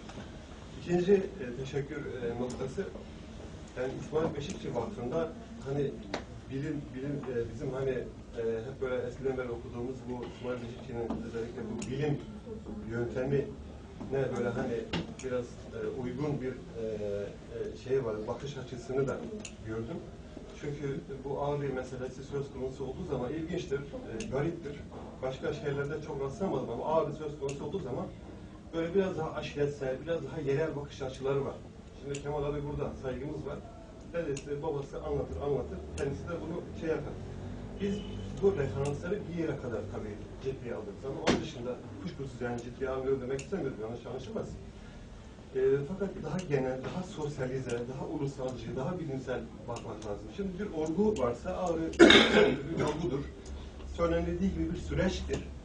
İşte bu sürecin işte hani çeşitli iniş çıkış noktaları vardır. İşte buna kimisi birinci der, kimisi ikinci ağrı izleyen der vesaire. Benim de gibi bir süreçtir, bir bütündür, bir kompledir. Günümüzde de falan bu gelişmiştir. Fakat olguları gene de hani eğer böyle detaylara inilecekse, işte o dinamiklerine bakılacaksa, dinamikleri değerlendirilecekse, olguları bir bütün olarak değerlendirmek lazım. Bir araştırmacı bir olguyu incelerken o olguya ışık verdiği zaman aydınlığa gelen bütün şeylerini vermelidir. Bütün köşelerin, bucakları vermelidir. Bazı şeyler verilirse, bazı şeyler verilmezse ondan sonra bu da mesela arkadaşımızın sorduğu soru gibi işte efendim söyleyeyim Hüseyin Paşa'nın neden işte Halit Bey kurtarmadığı sorgusu gibi işte Kemal Bey'in işte kastıyla yanlış bir sorgulamaya dönüşür olur. Eğer bu yanlış sorgulamalara veya bunları sorgulayacak mıyız, sorgulamayacak mıyız? Bu yanlış sorgulamalara meydan vermemenin yolu da elbette ki hepimizin önünde en temel, en güzel bir referans var işte. Bakın buradayız, bilim yöntemini kullanmamız lazım ve olguları bütün olarak değerlendirmemiz lazım. Ben bu açıdan Ahmet Bey'in sunumunu bu bilim yöntemine uygun, daha ulusalcı, daha modern, daha böyle bir yukarıdan bakış olarak gördüm. Kendisine teşekkür ederim. Sorun yok çünkü zaten her şey aşağı yukarı. Arkada gördüm. Miskine yarattı, miskine gerçek bilmeden. Yani ben öyle aşiretçilik falan filan yapmıyorum. Yani şimdi arkadaş öyle bir kişiyle ilgili, bir şahısla ilgili bir soru sordu. Ben de anlattım yani. Konuşalım diyor. Ondan sonra evet şimdi Ahmet abi bu kitaplarımda da o dönemin mesela yani İhsan Nuri'nin anılarının hepsini kitaplarımda yer vermişim. O günün basınında ne varsa vermişim. Benim için Ferzende de benim babamdır, Halis Bey de benim babamdır, Şeyh Zahir de benim babamdır. Böyle bir şey yok. Bilim yöntemi de daha çıktığı zaman okudum ben. 1976'da yani şimdi bilim yöntemiyle ama bunu anlattıktan sizdiniz. Biz de yani belki biraz vurgu yapmak, biraz da ete kemiğe büründürmek için aileden örnek verdim. Falan filan derken onları bilmemiz lazım. Bütün yönleriyle bilmemiz lazım. Kemal abiye saygım var. Yaşından da, konumuzdan da, ailesinden de. Haydaran aşireti. ya biz kardeş Haydar'a Kürt mü? Size gülecek şimdi. Aşiretçilik yapmayalım da. Aşiretçilik aslında Çok güzel bir şey. değerli- Keşke herkes aşiretçilik Çok yapsa. değerli mensupları var. Kör Hüseyin Paşa'dan tutun da çok değerli mensupları var. Onlardan biri de burada. Fakat eğer mesela Kemal abi benim bu genel eleştirinin üstüne alınıyorsa buyurun Sayın Başkanım. Genel konuştum. Kemal abinin birkaç tane televizyon konuşmasını bahsettim. Kemal abi mesela Halis Bey söz konusu olduğu zaman diyor ki efendim Halis Bey'den bahsetmeyen kızıyorlar. Ya niye kızsınlar? Halis Bey ne yapmış ki kendisine? Niye? Yani Halis Bey'in senin gizleyeceğin, saklayacağın neyi var Halis Bey'in yani? Belki vardır. Hayır, varsa o zaman bakın, eğer varsa söyleyin. Günahımız, sevabımız da var. Bir araştırmacısın. Belki benim bunu söylememi biliyor musun? Kemal abi sen Kitabım bir var mı? araştırmacısın. Eğer varsa söyleyeceksin. Yoksa söylemeyeceksin. Rica ediyorum arkadaşlar. Sorular başlar zaman bireysel Biz bunu özel konuşuruz. özel konuşuyoruz. Şimdi bir dakika ben şey yapayım. Şimdi Son bir şey söylemek istiyorum. Bak vardır diyor. Varsa bakın herkesin huzurunda kendisini davet ediyorum. Belki Her vardır, türlü belki. farklılığı Ama söyleyecek. İkincisi, bakınız Kemal Bey'in kitaplara baktığınızda Kemal Bey böyle daha çok Haydaran'ın aşiretinin gözüyle mesela şeye bakıyoruz. kitabı okuyalım, kritik yapalım. Biz burada Haydaran'ın aşiretinin gözüne bakmıyoruz, genel olarak bakıyoruz. Şimdi Abi Kemal Bey. söyleyebilir miyim? Biz bu 5. kez oldu mu yani? Soru soracak. Erdem bir tane 5. kez toplantılarda bulunuyoruz. Hepsinde akademisyenler vardı, bilimsel açıdan araştırma yapanlar vardı. Ya evet, yani onun dışında bu kez de bu toplantıda da sizin tarzınızda sunum yapan birisiyle karşılaştık ve Kürt halkının geçmişi bilen şahsiyetlerinden birisi de burada. Bir sohbet toplantısı yapıyoruz.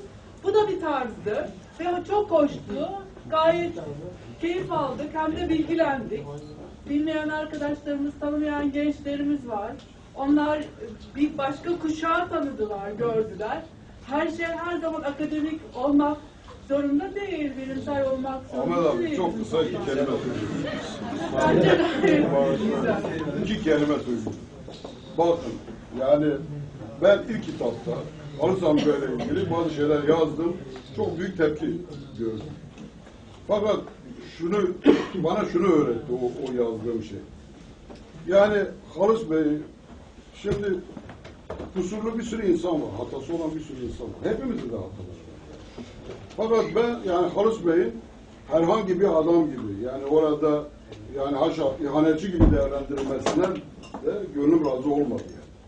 Onun için sonraki kitaplarda falan Hangi kaynakta ihanetçi gibi değerlendirmiş Kemal abi? ya ben kendimden baktım. Ben yazdım. Ben sanki ihanet... Ben öyle bir şey demiyorum. Sen Ama nasıl bak, diyorsun? abi hayır. Ben böyle bir şey sen diyorum. bak diyorsun ki Kemal abi. Sen diyorsun ki sen öyle bir konuşuyorsun ki... Ya sanki- benim söylediğim yani mesela ben bazı eksiklerini söyledim. Hareketten nasıl koptuğunu falan anlattım, yazdım, tamam mı? Evet. Bu bir tepkiye yol açtı aile içinde. Ben de baktım ki bu sefer Halis Bey'i olduğundan farklı bir konuma yani yanlış bir zeminde tartışıyoruz. Bir de sonraki kitapta falan o şeylere yer vermedim. Önce yazıldığı şeye yer vermedim. Madem sen söylüyorsun, şimdi söyleyeyim ben sana. Bak 1963'te Salih abi cezaevindeyken, Halis Bey de tutukluyken onun gazeteye verdiği bir demeç var. Bir arkadaş gitsin, araştırsın, baksın. 1963 Ekim ya da Eylül aylarında çıkar. Kendin bak bakayım ne diyor. Halis Öztürk'ün kendisi ne diyor? Ne zaman, hangi yıl diyorsunuz da? 1963 Eylül ya da Ekim. Tamam, buyurun. Bunun için Naci Kutlay'ı da arayabilirsin. Başka o gazeteyi okuyan insanlar da söyleyebilirim. Şimdi o gazeteyi ben bilerek yazmadım. O Salih Öztürk'ün babasıyla ilgili cezaevindeyken söylediği yazıyı ben kitapta yer vermedim. Anlatabildim mi? Yani öyle uydurmadan, kafadan bir şeyler söylemiyoruz. Bir şeyler var ama söylemiyor. Yani istemiyoruz öyle bir zeminde tartışılsın. Çünkü emeği var. Saygın bir insandır. Yani şeylere karşı yani olumlu tarafları da var. Herhangi birileri gibi ele alınsın istemedik yani. Bunun için ben o zeminde bana soru soruldu, mahsus soruldu. Bana cevap vermedim. Dedim ben karşıya tartışmıyorum. Teşekkür ederim. Yani tartışmalarınız aslında olumlu ama yani bu arkadaşlarımıza eğdirmemiz lazım. Bizim sertifika öğrencileri bakarsan bir şey soracaklar yani. Yok ben hani Şeyde Kemal devam Bey'e edelim. istemediğim bir noktaya dönüştü. Tartışma hani olmak istemezdim.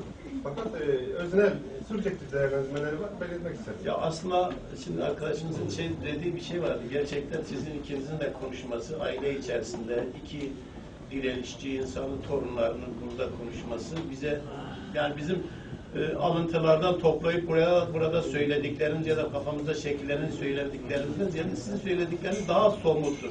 Ama yani burada çok da uzatılmıyor. Ama hepsi bizim büyüklerimizdir. Öznel olacağız. Her şey neyse onu hep Bir saniye. Bu toplantı ilk sefer Bir saniye arkadaş. Şimdi arkadaş bir saniye yok. Ahmet abi çok güzel hazırlanmış. Teşekkür ederim. Sağ olsun. İçten duygusal anlattığı bazı şeyler öğrendik. Ben bu şeylerin hendekleri ilgili sorusuna herkes özgür görüş ifade etmek bir akademide ilerlemen olmasa olmazıdır. Saygımız var. Herkes bir partiden olmak zorunda değil. Ama işte o hendekte 14 yaşından tutun bilmem 25 yaşına kadar insanlar var ve savaştı. Sonuçta o askeri bir konudur. Ve Türkiye Cumhuriyeti de sömürgeci ve işgalcidir.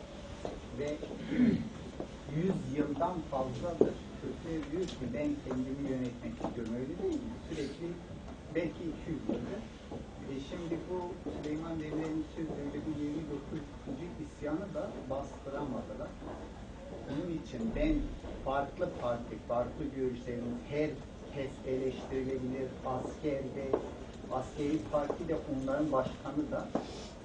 Ama sadece farklı parti refleksiyle yani şu anda diyelim Cizre'deki direnişe desteklememiz lazım diye düşünüyorum.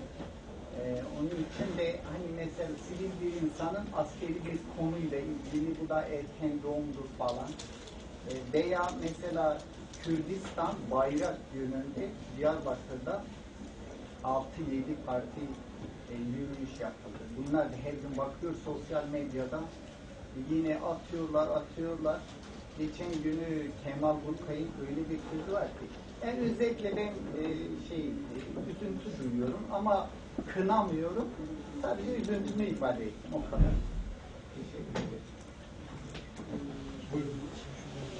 Buyurun.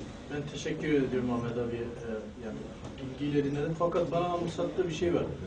Benim şahsen Fırat Anlı'nın konuşmalarını ben kendi düşüncemde destekler anlamda çok olumlu buluyorum. Yani temennilerden, kardeşlik temennilerinden, belli dünya görüşlerinden, niyetlerden öte Kürt-Türk halkının ayrıştığını, işte hocaların gitmesiyle, öğretmenlerin zorunlu görev eğitim adayında gitmesiyle artık hatta İmece TV'deki demecinde ben konuştuğum için bile halk bana diyecek dedi hala, niye hala bunları anlatıyorsun diye. Yani Fırat Anlı'nın o gerçekçi bakışını Kürt sorununda yeni bir rota olarak o yol üzerinden yürümek daha sağlıklı olmaz mı yani şu an somut durumda? Hani o kardeşlikle kırdılar. Yok böyle bir şey falan. Yani daha açık ne söyleyebilirdi ki? Ben onu açıkçası çok olumlu buluyorum. Bu hat üzerinden Kürt halkı gidemez mi artık? Ne söylemiş? Onu bilmiyoruz. Yani söylediği İmece TV'de öğretmenler Bugünkü siyasal durumu değerlendirmiyoruz. Yok, ben bunu şey açısından- tarihi değerlendiriyoruz. O tarihte bugün de buluşan noktalar neler durum üzerinde tartışıyoruz. Biraz da partilerin programları ve günlük çalışmalarından ziyade biraz daha böyle geniş bakmanın. ben açıkça bunu yeterince geniş görüyorum. Yani bizim bütün Yok, Kürt siyasetçiler şey dedi. Ya o da Fırat Anlı'nın düşüncesi, başkası da başka bir şey Düşüncesi ama düşünebilir. ben o zaman kendi düşüncem olarak da söyleyeyim. Hep bu niyetlerle sol, enternasyonist dünya görüşleriyle kardeşlik, iyi niyetlerle ki ben de ona inanmama rağmen vurgulandı. Fakat Fırat Anlı gevelemeden somut olarak bu portreyi çizdi yani. Ben bunun açıkçası çok da öyle belli bir siyasi partinin falan şeyle sınırlanması gerektiğini düşünmüyorum. Çünkü hayır şunu söyledi, öğretmenleri zorunlu eğitime aldınız dedi. Buradaki çocuklar ilkokul çocuğu değil miydi dedi. Gayet gündelik şeyler üzerinden örnekler Evet, verdi. başka arkadaşım. Teşekkür ederim.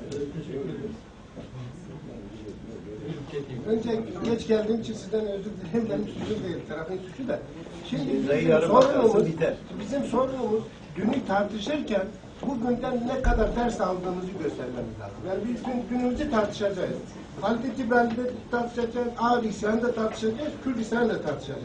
Ben onlara girmeden bir soru soracağım.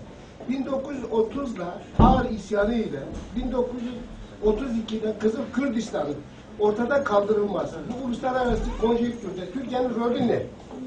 Birinci sorun bu. Bunun devamı 1946'da Muhabbet Türk Cumhuriyeti'nin ortadan kaldırılması Sovyetlerin şeyinde. Bu üç konuyu artık Ağrı İsyanı'nın en önemli özelliklerinden bir tanesi Hovim'de Kürt aydınların ve subaylarının askeri anlamda insanların da bizzat görev alması. Bunun yanlışlıkları nerede? Yani harekette kaybetmelerinin, Kürtlerin çok dillendirdiğimiz ihanet nedeni midir? Biraz önce konuşulduktan sonra erken doğum dedikleri yer ve zamanı belirlemeden midir? Yoksa başka nedenlerdir? Anlatabilir misiniz? Şimdi bana göre tabii Beytül Şebap ve olgunlaşmamış yani. Şeyh Said 1925 direnişi çok adeta erken doğum da diyebiliriz. Ama Ağrı direnişi kendiliğinden başlamış ama daha sonra bilinçli bir örgütlenmeye ve yön verilmiş. Bunun içerisinde tabii ki ihanetin de etkisi var, yenilgide, uluslararası anti-Kürt nizamın da etkisi var. Türkiye'nin belli bir Türkiye'nin Sovyetlerinle olan sıcak ilişkilerinin de etkisi var. İran'la ikisi aynı partnerler arasında Kürdistan'ı sömürgeleştirme ve Kürt halkını soykırıma uğratma konusunda bunun da etkisi var. Kürt hareketinin kendi içerisinde direniştekilerinin daha geniş bir organizasyon yakalamamalarında etkisi var. Herkes kendi parçasında adeta kendisine uygun günü kurtarmanın derdine düşüp uzun vadeli düşünememenin de etkisi var. Bütün bunların aslında etkisi var bence bu yenilgide. Hoybun'un tabii Hoybun yani bir sefer alan olarak çok uzak bir alan. Yani Ağrı'yla işte Lübnan birbirine çok uzak bir alan. Bir de mesela şeyler var. Hoybun'da Salih ile Yado var. Komutan olarak tayin edilmişler. Buna geliyorlar Mardin'den. Daha sonra da zaten imha oluyorlar. Yado imha oluyor. Salih daha sonra yakalanıyor. Yani bunlar bir türlü bölgeye, alana varamıyorlar. Yani askeri komutanları da var aslında. Daha önce deneyimli olan insanlar da var. Fakat bu organizasyonu, bu geçişleri gerçekleştiremiyorlar. Yani tabii erken direnişe geçmenin ya da erken karşı koymanın çok büyük bir etkisi var. Belki o koordinasyon sağlandığında bütün dağlarda bir ateş yakılsaydı sadece Kürdistan'ın hepsi ısınırdı. O zaman Ağrı kendi ateşinde yanıp sönümlenmezdi diye düşünüyorum. Teşekkür ederiz.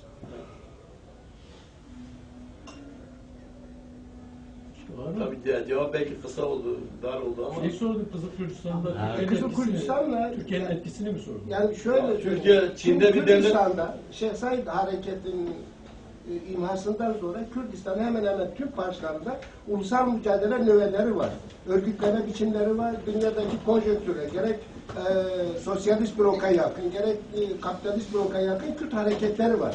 Ama buradaki birbirine çok yakın olan özellikle Ağrı isyanı ile Kızıl Kürdistan'ın yani Stalin döneminde Kızıl Kürdistan'ın kapatılması, yok edilmesi, oradaki Kürtlerin sürgüne göndermesinin Türkiye ile Sovyetler Birliği arasındaki ilişkiyi neye bağlanıyor, neye göre yapıldı? Yani ben onu kastettim. Yani ben aslında en çok bu konu üzerinde durdum diye düşünüyorum. Yo, ben bilmediğim için, geç geldiğim için ben bir yani bu konu üzerinde durdum. Şimdi bir sefer yani Doğu Halklar Kurultayı'nın kuruluşundan tut, işte önce Sovyetler arasında Türkiye Cumhuriyeti'nin bir yerde hamisi yani kurulmasına vesile olan bir politika izledi. Yani İran'la İngiltere ve Fransa'nın arasında kendi arasında bir tampon bölge devletleri kurdu. Türkiye'ydi, İran'dı, işte Afganistan'dı ve Çin'di. Yani bunları açıkladım. Bunlar iktidarlaştıkça daha çok yine itaatçılardan devraldığı siyaseti uygulamaya başladı. Yani itaatçılar da Türkiye Cumhuriyeti. Ama Sovyetlerin desteğiyle, İngiltere'nin desteğiyle, İran'ın desteğiyle adeta bu yapı ortaya çıktı. Bu iktidar ortaya çıktı. İktidar ortaya çıktıktan sonra da bütün bölgesindeki halkları yok edecek. Yok etmede de o şeyi yanında bulacak. Hep Sovyetleri yanında buldu. Bu güçlendi. Güçlendikçe de ben Türkiye'yi kırmayayım, Türkiye ile iyi ilişkiler kurayım, Türkiye ile bilmem daha ilişkilerini daha ileri düzeye götürmek için de Türkiye'yi kırmamak adına Türkiye'nin yani uluslararası arenadaki kendi konumunu güçlendirmesiyle Kürdistan'a soru da heba etti Türkiye'ye. Adeta hediye sundu yani yok etmesiyle.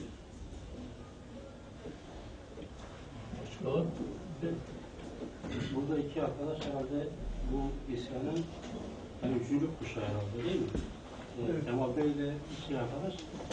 Ben de babam bulunmuş anlatırdı ama babam bu Ağrı isyanında anlatıyordu. Ufak yani böyle asker oraya gitmiş ama bunun siyasi bilinci falan yoktu. Ben geleyim asıl mesele. Şimdi biz burada bakıyoruz hep ihanetlerden bahsediyoruz. Yani Kürtler arasındaki ihanet, işte bu tür şeyler. Bence biz burada biraz haksızlık yapıyoruz. Vardır, yok demiyorum ama şimdi senin savaştığın, karşısına mücadele verdiğin yani devletlerce yani çevredeki Kürdistan bölen emperyal güçlerin savaş ahlakı da yok. yakın tarih, hiç o kadar uzağa gitme, 30'lara gitmeye gerek yok. Ya bugün 2015 yılında Şırnak'ta Gelida'yı öldürüyorsun. Tam olabilir, öldürdün. Yetmiyormuş gibi bir de arabanın arkasında bir cenaze böyle bir şey veriyorsun. Yani senin karşısındaki savaştan insanın ahlak olmadığı için Kürtler mücadeleleri zamansız, erken doğum, ben ona da hiç bilmiyorum, bireysel diyorum değildir ama talepler çok doğal, çok insani talepler, çok farklı, yani böyle talepler değil, yani düşmanın ahlakı olmadığı için bir şey olmuş. Yani ne de işte birileri ihanet etmiş. Bu da bu Kürt birliğini yani bir ara gelmesine bir engel olmuştu. Bence bu tür şeyler ben hatırlıyorum. 90'lı yıllardır burada iş falan basıyordum. Bir gün bir arkadaş bana dedi ya Mahmut dedi o zaman gözaltına alıyorlardı afiş. Yani işte bir 1 Mayıs afiş yazacağız. Olur senin polis gözaltına varsa böyle bir yol izliyor. Ya da senin gözaltına almazsa geçsin dedi onun içindir gözaltına. Kürt'e bir ara gelmesin. Biz burada şimdi bazı işte o dönemi yaşayan insanlar bunu niye kurtarmadı? Buna ihanet mi etti? Yani ben çok vardır demiyorum, yoktur demiyorum ama zayıftır ama sen yani hakikaten Kürtlerin bulunduğu coğrafya zengin, düşmanları çok gadar, hiç yani ahlakı yok.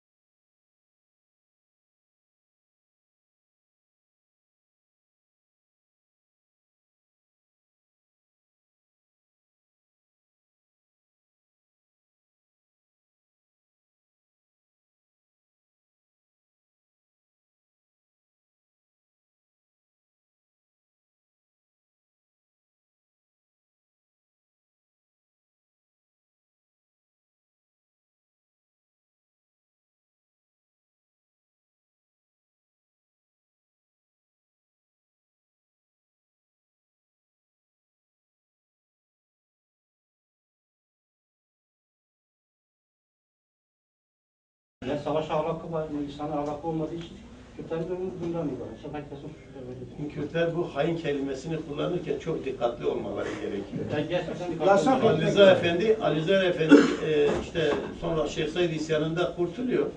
Tabii geçiyor, işte Ağrı'dan gidiyor. Ağrı'dan işte İran'a geçecek. Böyle Hesketrelu yani Ağrı direnişinin lideri önüne geçiyor, onu yakalayıp devlete teslim etmeye çalışıyor. Tamam mı? Ama daha sonra da Bürey Hesketrelu işte direnişe geçiyor, kahraman oluyor, bir hareketin lideri oluyor ve gerçekten de yani hepimizin adeta hani böyle şey oluyor, sevgisi oluyor. Yani onun için bu ihanet kelimesini kullanırken Kürtlerin birbirine karşı dikkatli olmaları gerekiyor. Ama Malacavun'un, Keskuilerin orada hiçbir payı yok ya. Hiçbir. Yani var işte. Ben kelime diyeyim de babam anlatırdı diyordu şöyle hakikaten kelime ahlakı yok yani düşmanların. Diyordu askerler esir aldı. Soykırımcı dedim. Soykırımın evet. Ahlakı olur mu ya? Bütün hepsini yok etmeye kalkıyor. Soykırımdan öte bir şeydir. Yani hakikaten soykırım da bekliyorum az gelir de. Diyordu Kürtler böyle biraz aslında hakikaten insanı yönlendir. Diyordu askere esir almışız.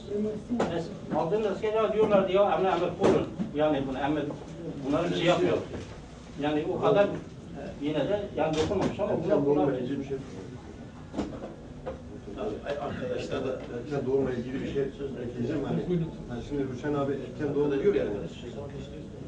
Bu erken doğumu hani benim anladığım örgütlenmesini tamamlamadan başladı. Başlamak zorunda kalır. Provokasyonların bazı arkadaşlar şey diye anladılar. Sanki koşullar şeylerin meşruiyetini tartışıyor gibi anladılar. daha çok provokasyon devletin müdahalesi. Söz de verirseniz kendisi de açıklıyor. Hayır, o anlamda değil. Öyle demek istemediğini hani açıklayabilir kendisi. Ben söyle abi. Öz olarak. Çünkü hani sanki şimdi arkadaşlar onaylamıyormuşsun gibi geliyor. Yani. Şimdi şöyle diyelim. Şimdi biz her şeyi birbirine karıştırıyoruz. Evet. Kurumları birbirine karıştırıyoruz. Mesela diyelim ki bir dernekle bir üniversiteyi yahut da bir üniversiteyle bir siyasi partiyi yani istiyoruz ki düşünce üretilen, bilim üretilen yerlerde de biz bir merkezden yürütülen düşünceyi olduğu gibi kabul edelim. Şimdi bunu yaptığın zaman zaten dogmatik hareket etmiş olursun, o toplumu parçalar. Evet. Toplumu parçalar. Yani şimdi totaliter toplumlarda üstteki düşünür, siyaset üretir, alttakiler de uyar, onu tartışmazlar. Şimdi burası İsmail Beşikçi Vakfı. Evet. İsmail Beşikçi bir bilim adamı. Bu vakıf da İsmail Beşikçi'nin düşüncelerini, çalışmalarını, eserlerini yaşatmaktır. İsmail Beşikçi evet bir Kürt dostudur. O alanı işlemiştir. Fakat İsmail Beşikçi'yi biz Kürtler de tanımıyoruz, Türkler de tanımıyor. İsmail Beşikçi birinci derecede düşünce açıklama ve araştırma özgürlüğüne hizmet eden biridir. Bütün hayatını buna vermiştir. Kürtleri konu seçtiği için biz ona sahiplenmişiz. Şimdi olay budur. Şimdi burada her şey tartışılır. Her şey tartışılır. Tartışılırken de böyle biraz da insanları yan yana korken şey etmek lazım. Yani ben burada genç insanlar vardır. Bu genç insanlarla ilgili işte diyelim ki düşüncelerimizi işte daha tecrübeli olan yahut da bizzat olayların içinde yaşamış, aile olarak yaşamış yahut da birey olarak yaşı itibariyle yaşamış olayları anlatıp onları tartışmak, onların görüşlerini almak. Yani kuşaklar arasında tarihsel, kültürel bir bağ oluşturmak için çaba gösteriyoruz. Onun için biz burada gayet özgürce konuşmak zorundayız. Şimdi mesela ben birey olarak yazan biriyim, makale de yazan biriyim. Ben bu dönemde bu düşüncem de budur. Bu düşünceleri yazdığım zaman bu sıcak anda kefeye koyuyorum. Bir Türk devletinin uyguladığı, halkımıza uyguladığı vahşeti, bir taraftan da siyasetin, yani siyasette bir yanlış. Bir yanlış. Onun için o yanlışı şu anda eleştirmemeyi birinci olarak, yani kamuoyunda eleştirmeyi birinci tercih olarak görüyorum. Onun için diyelim ki ben eleştirildiğim zaman, ben düşüncemi koydum ortaya. Düşüncemi koydum. Bazı insanlarla beraber sayıldığı zaman olmaz. Bazı insanlar, çünkü söyleyeni de biraz iyi tanımak lazım. Hiç kimse Ruşen Arslan hiçbir dönemde çıkıp bir televizyonlarda da konuştum. Ben şöyle ettim. Kürt hareketini siyasi olarak yerin dibine batıran başkaları gibi bir tavır içinde de olmadı. Bu ayrı bir şey. Ha şimdi bizim amacımız özgür birey yetiştirmek. Yani bu İsmail Beşikçi'nin koyduğu tavır bütün üniversite karşısındaydı. Çünkü ben İsmail Beşikçi'nin 1971'de avukatlığını yaptım. Bütün mahkemeler hangi mahkemeye gittiyse ceza aldı. Üniversite karşısındaydı, basın karşısındaydı. Bugün İsmail Beşikçi'ye yağ çekenler. Geçenlerde Profesör Halil İnalcı, Türkiye'nin en meşhur tarihçisi olarak geçer. Yani profesörlerin profesörü denir. İsmail Beşikçi'nin çıkan kitabında ona hapishaneden gönderdiği mektup var. Geçenlerde bir konuşma yapmış. Ben dinlemedim. Sonra anlattılar. Diyor ki işte biz de zamanında şunu yaptık. İşte İsmail Beşikçi'yi öven bir konuşma yapıyor. Halbuki İsmail Beşikçi onu bir tavrından dolayı eleştiren bir yazı yazıyor. Şimdi şudur. Birey olmak çok önemli. Özgür birey olmak önemli. Bizim Kürtlerin bu sorunu vardır. Biz, yani ben kişi olarak diyorum, İsmail Beşikçi Vakfı'nın da amacıdır. Yani bireysel düşünme, veri. Yani bu Tanrı verisi de olsa, ayet de olsa akıl süzgecinden geçirme. Onun için biz doğrudan doğruya işte diyelim ki bir şey söylendi yahut bir siyaset üretildi. Biz onu şeyden geçirmemiz lazım. Diyelim ki Ahmet benim çok samimi arkadaşımdır. Her zaman da otururuz, tartışırız da. Şimdi konuşurken bir şey gelişti. Direniş, isyan. Yani isyan elbette ki isyan da çok ulvi bir şeydir. Haksızlığa karşı isyan etmek. Şimdi mesela ben PKK ile ilgili, şimdi bir de şey vardır. Mesela harp vardır, muharebe vardır. Şimdi düşün, şimdi PKK'nın yaptığı 30 küsür senedir bir harptır. Ama Hendek bir muharebedir. Benim illa asker olmak değil, yani işin siyasi yanı var. Yanı var. Benim bütün kaygım insanların oradan göçü. Benim için birinci derecede budur. Ve ben şöyle inanıyorum, yani kişi olarak PKK orada fiili olarak yönetim de kurmuştu bu yerlerde. Ben PKK'nın kurmuş olduğu bu yönetimden rahatsız değilim. Devletin yönetimindense Kürtlerin yönetiminin olmasını ister. Mesela Rojava ile ilgili ben çok yerde şunu söyledim. Rojava'da önce, yani Rojava'yı eleştiren Kürtlere şunu söyledim. Dedim ki bir defa şöyle objektif ele alacaksın. Kantonlar kurulmadan önceki Kürtlerin statüsü neydi? Bugünkü neydi? Bugün kendilerini yönetiyor. Eskisinden önde bir statüdür. Onun için ona destek veririm. Yani şimdi bu açıdan diyelim ki biz buraya geldiğimiz zaman ben hukukçu olduğum için biz hakimlere de bazen deriz. Kürsüye çıktığınız zaman dininizi, ideolojinizi, işte diyelim ki kişisel münasebetlerinizi bir tarafa bırakın, cübbeyle çıktığınız zaman yalın bir insan olarak çıkın. Şimdi böyle bir toplantıya da bence böyle gelmek lazım. Ama diyelim ki benim elbette tercihlerim vardır. Ben bir partiyi desteklerim, ederim, şu ederim, bu ederim. Yahut da şu şey derim. Ama ben onu da diyeyim. Hiçbir partinin üyesi değilim. Zaten bizim kararımız vardır. İsmail Beşikçi Vakfı, ben de yöneticisi olduğum için İsmail Beşikçi Vakfı bütün şeylere, partilere eşit mesafede, Kürt partilerine eşit mesafede duracak, bir çizgi hareketi olmayacak, şey etmeyecek. Eğer bir yönetici veya kurucu bir partiye intisap ederse ayrılacak. Prensip kararımız var. Onun için bağımsız da biriyim. Ve böyle bir şey, şimdi tarihi biz niye öğreniyoruz? Tarihi şunun için öğreniyoruz. Yani tarih öğrenmek böyle bir keyif işi değil. Yahut da bir masal dinlemek değil, zaman geçirmek değil. Bugün dünün içindedir. Yarın için siyaset oluşturduğumuz zaman da hem dünü bileceğiz hem bugünü bileceğiz.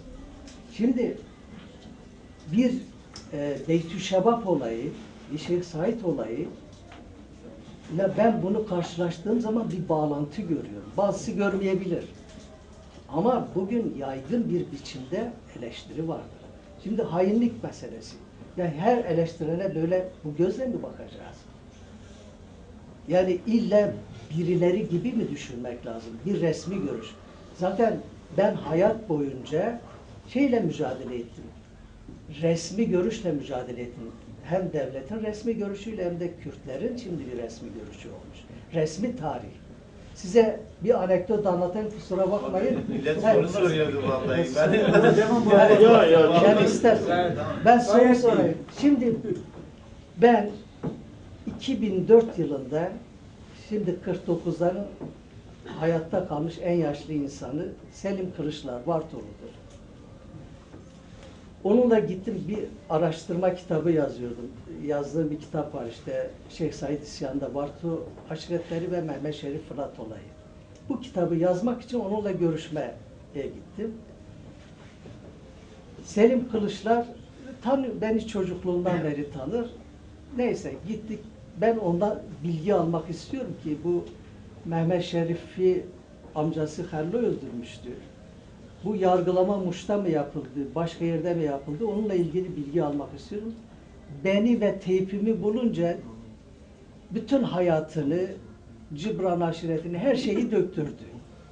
Anlattı ve anlatırken şöyle bir şey söyledi. Dedi ki, benim babam Halil Efendi, Mehmet Emin Sever'in babası Ahmet, Cibranlı Ahmet Bey, işte Halit Bey'in kardeşi diyor. İsyan yenilgiye uğrayınca artık İran'a doğru gitmek istiyorlar ve şeye geliyorlar. Solhan'la Muş arasında Gırvas var. Oraya geliyorlar. Orada bir toplantı yapılıyor. Diyor ki Şeyh Said teslim olmayı önerdi. Ve bir kısmı da kabul etmedi.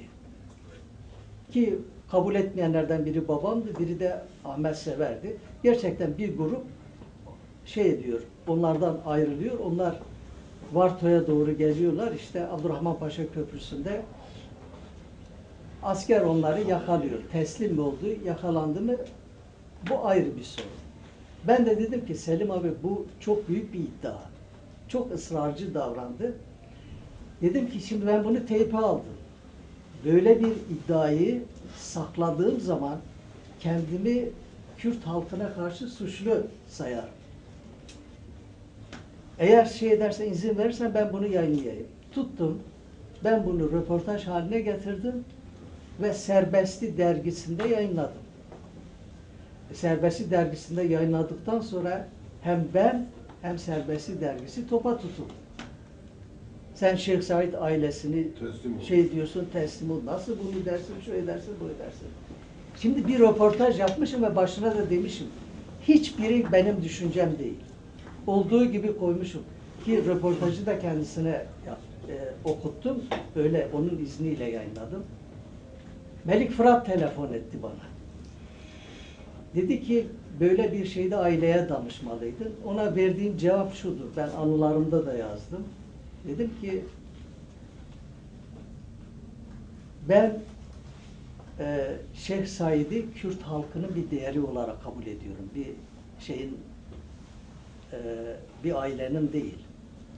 Şimdi benim Barzani'ye çok büyük saygım vardır ama onun oğlu Lokman babasından ayrılarak, işte ihanet lafını uyardınız, kullanmıyorum. Gitti Saddam'da bakan oldu 1971'de ve sonra da Saddam onu idam etti. Şimdi ben Barzani ailesine değil, Mele Mustafa Barzani'ye saygı duyarım bir lider olarak. Şeyh Said'e saygı duyarım. Ama Şeyh Said'in ailesine saygı duyma diye bir şey niye duyayım? Yani onun ailesinin içinde de çok değerli olanlar da vardır. Olmayanlar da vardır. Ben niye hepsine saygı duyayım? Ama böyle sonra kendisi bana telefon edince ben dedim ki Melik Bey, bak siz bu konuda söyleyeceklerinizi Uğur Mumcu ile yaptığımız röportajda söylemişsiniz. Ayrıca Ferzende Kaya ile Nehir Söyleşi yapmışsınız. Mezopotamya Güneşi diye bir kitap yayınlandı. Orada bütün bunları anlatmışsınız. Yani ben size niye sorayım? Oraya bakarım, oradan yazarım. Ama böyle bir şey. Şimdi şuradan nereye geliyoruz? Türk tarih tezi. Şimdi Türk tarih tezine karşı biz o kadar taklitçiyiz ki bir de Kürt tarih tezi oluşturuyoruz. Böyle olmaz. Onun için bireysel olma önemlidir, bireysel düşünme önemlidir, bilimsel düşünme önemlidir. Eğer bu vakıf da çalışmalarıyla buna hizmet ederse görevini yapmış olur. Bir arkadaş vardı ya şurada bir. Hocam ben şey soracaktım. Sor. Genelde işte bu bunu yaptı, şunu yaptı. Aslında mesela biz ağrı direnişini ele alırken gerçi ben oraya yetişemedim, geç kaldım. Sosyo-kültürel olarak biz o dönemde Kürtistan'a baktığımızda zaten Seyyid Ayşegül'ün hayat hikayemde bahsediyor az çok mesela. Diyor Fransızlar Hizre'ye geldiğinde işte aşiret liderlerini topluyorlar. Siz ne istiyorsunuz? İşte biri diyor ki benden vergi alma, diğeri diyor ki işte topraklarıma el koyma. Orada diyor aslında bizde ulusal bilinç yok denecek kadar az. Diyor eğer bilinç yok deseydi evet biz devletleşmek istiyoruz. O zaman diyor zaten Fransızlar dünden razıydı Cizre'nin yönetimini bunlara vereceğini. Yani o döneme biz baktığımızda gerçekten ulusal hareketlerin başarı olamamasının en büyük sebeplerinden biri işte ulusal bilinç yok denecek kadar az. Ve o dönemin sosyo-kültürel olarak topluma baktığımızda hani bireysel yani zaten o dönemin insanları birey olduğunun farkında dahi değil. Yani biz ise onları şu an ele aldığımızda işte günümüzün temel materyalleriyle ele alıyoruz. Bu niye bunu yaptı? Niye yaptı? Acaba bu bunu yapmasaydı, desteklemeseydi ya da ihbar etmeseydi bu olur muydu? Ben şeye de atılmıyorum. Erken doğum. Aslında o konjonktüre süreçtir. Hani siz bugün evde bir hesap yaparsınız ya, çarşıya girersiniz ama evdeki hesap çarşıya uymayabilir. Hani siz buna erken doğum diyemezsiniz. Çünkü bir konjonktüre süreç var. Siz ona göre hareket etmek zorundasınız. Yani toparlanmadan bir şeye denk geliyorsun. Normal. Ben de öyle düşünüyorum. Hepinize çok teşekkür ediyorum. Çok sağ olun.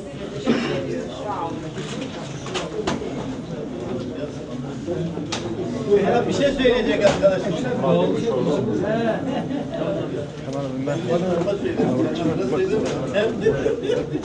Ve merhaba. Arkadaşlar bir şey söyleyecek. Biraz bekleyin. Müsaade edersen bir şey son olarak bir şey söylemek istiyorum.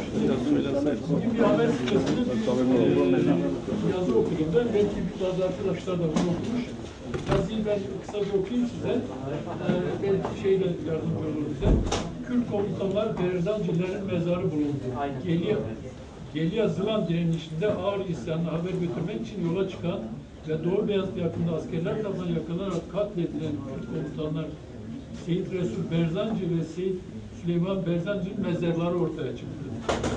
General İhsan Nuri Paşa öncülüğünde 1930 yılında Ağrı bölgesine başlatılan ve Zilan'a kadar yayılan isyanda Çakır Bey, Hasan Evdar karakolları baskınlara öncülük eden Kürt direnişçileri Seyyid Resul Beryancı ve Seyyid Süleyman Berzani mezarları Ağrı'nın Doğu ve ilçesi Kemira Kalus başı bölgesinde ortaya çıktı. Şimdi bunu Van Erciş, Abdülkadir Çelebi adına son tanık, 92 yaşında olan bir kişiden alıyorlar. Bunu anlatıyor. Bununla ilgili, onu geçeceğim tabii. Bunlardan bahsediyor. Son olarak bu kişinin söylediği çok çarpıcı bir şey.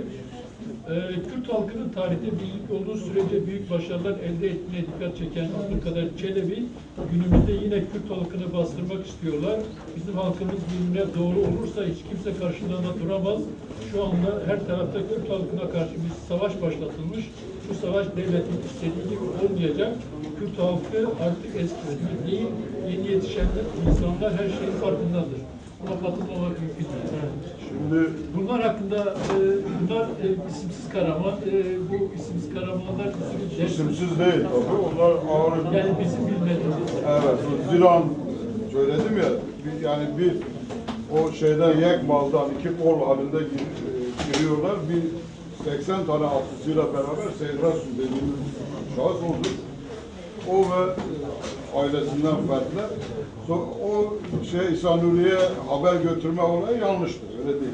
Şeyden sonra Erciş kuşatmasından da sonra uzun süre Erciş'in o alt kısımlarında Ağı geldiği falan denilen kısımda epey bir faaliyetleri oluyor. Zilan bastırıldıktan sonra çok büyük güç yığınca devlet oradan o da çekilip gidiyor ve herkes Ağrı Dağı'na doğru gidiyor. Gidince şeyde yakalanıyorlar, şeyde öldürülüyorlar. Bir bataklık bir yer var, Doğu Beyazıt'ın orada. Orada öldürülüyorlar. Cenazeleri birkaç gün şeyde adliye binasının önünde teşhir edildi. Onu yazmamış. Bunlar yazıyor. İlk vardı diyor, başları kesilecek. İlk toplam oradaki yöden. Şimdi orada teşhir ediliyor. Tabii halk bunlar bir de şeyhtir ya. Halk tepki gösteriyor. Böyle bu insanlar neden teşhir ediliyor diye falan. Ondan sonra onu mezarları var ya.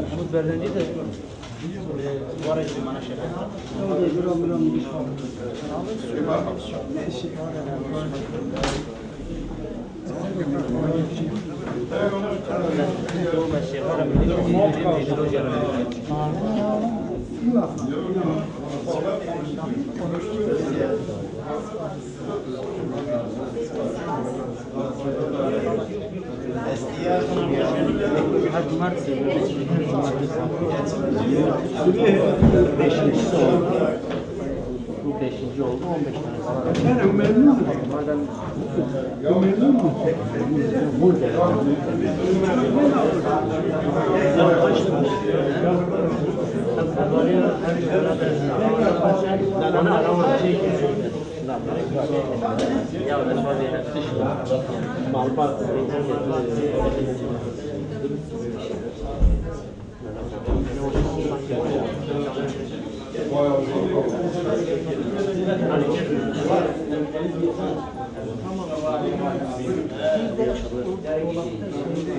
Çok teşekkür ederim. Çok güzel. Her zaman öyle. Harikasın. Tamam sen hoş geldin.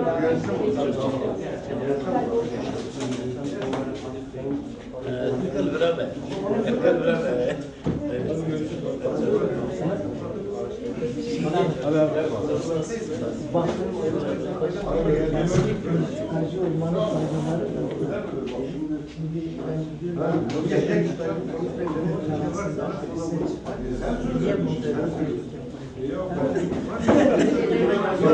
Niye bu çıkmadı.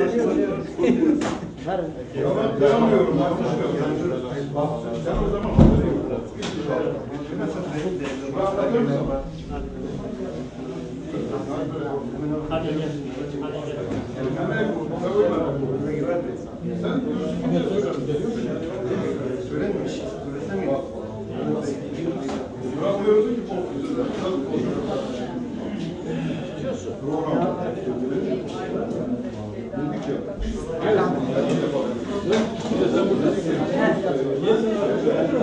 Eskiden böyle demişti. Derse geliyor.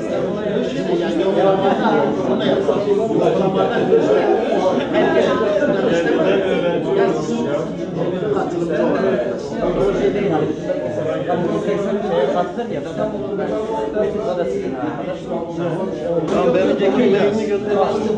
Sana gönderdim. Ben haberdar değilim. Şeye gelsin, hep geldiğinde şeye gelsin. Finaller var. İyi akşamlar. Abi boş.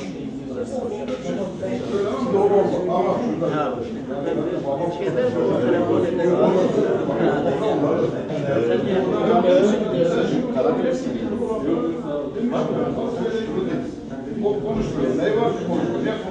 Aslında geçen Mehmet'le yine konuştuk. Dedik ki ben bildim geleyim ondan sonra. Valla ilk sağlık toplantıyla.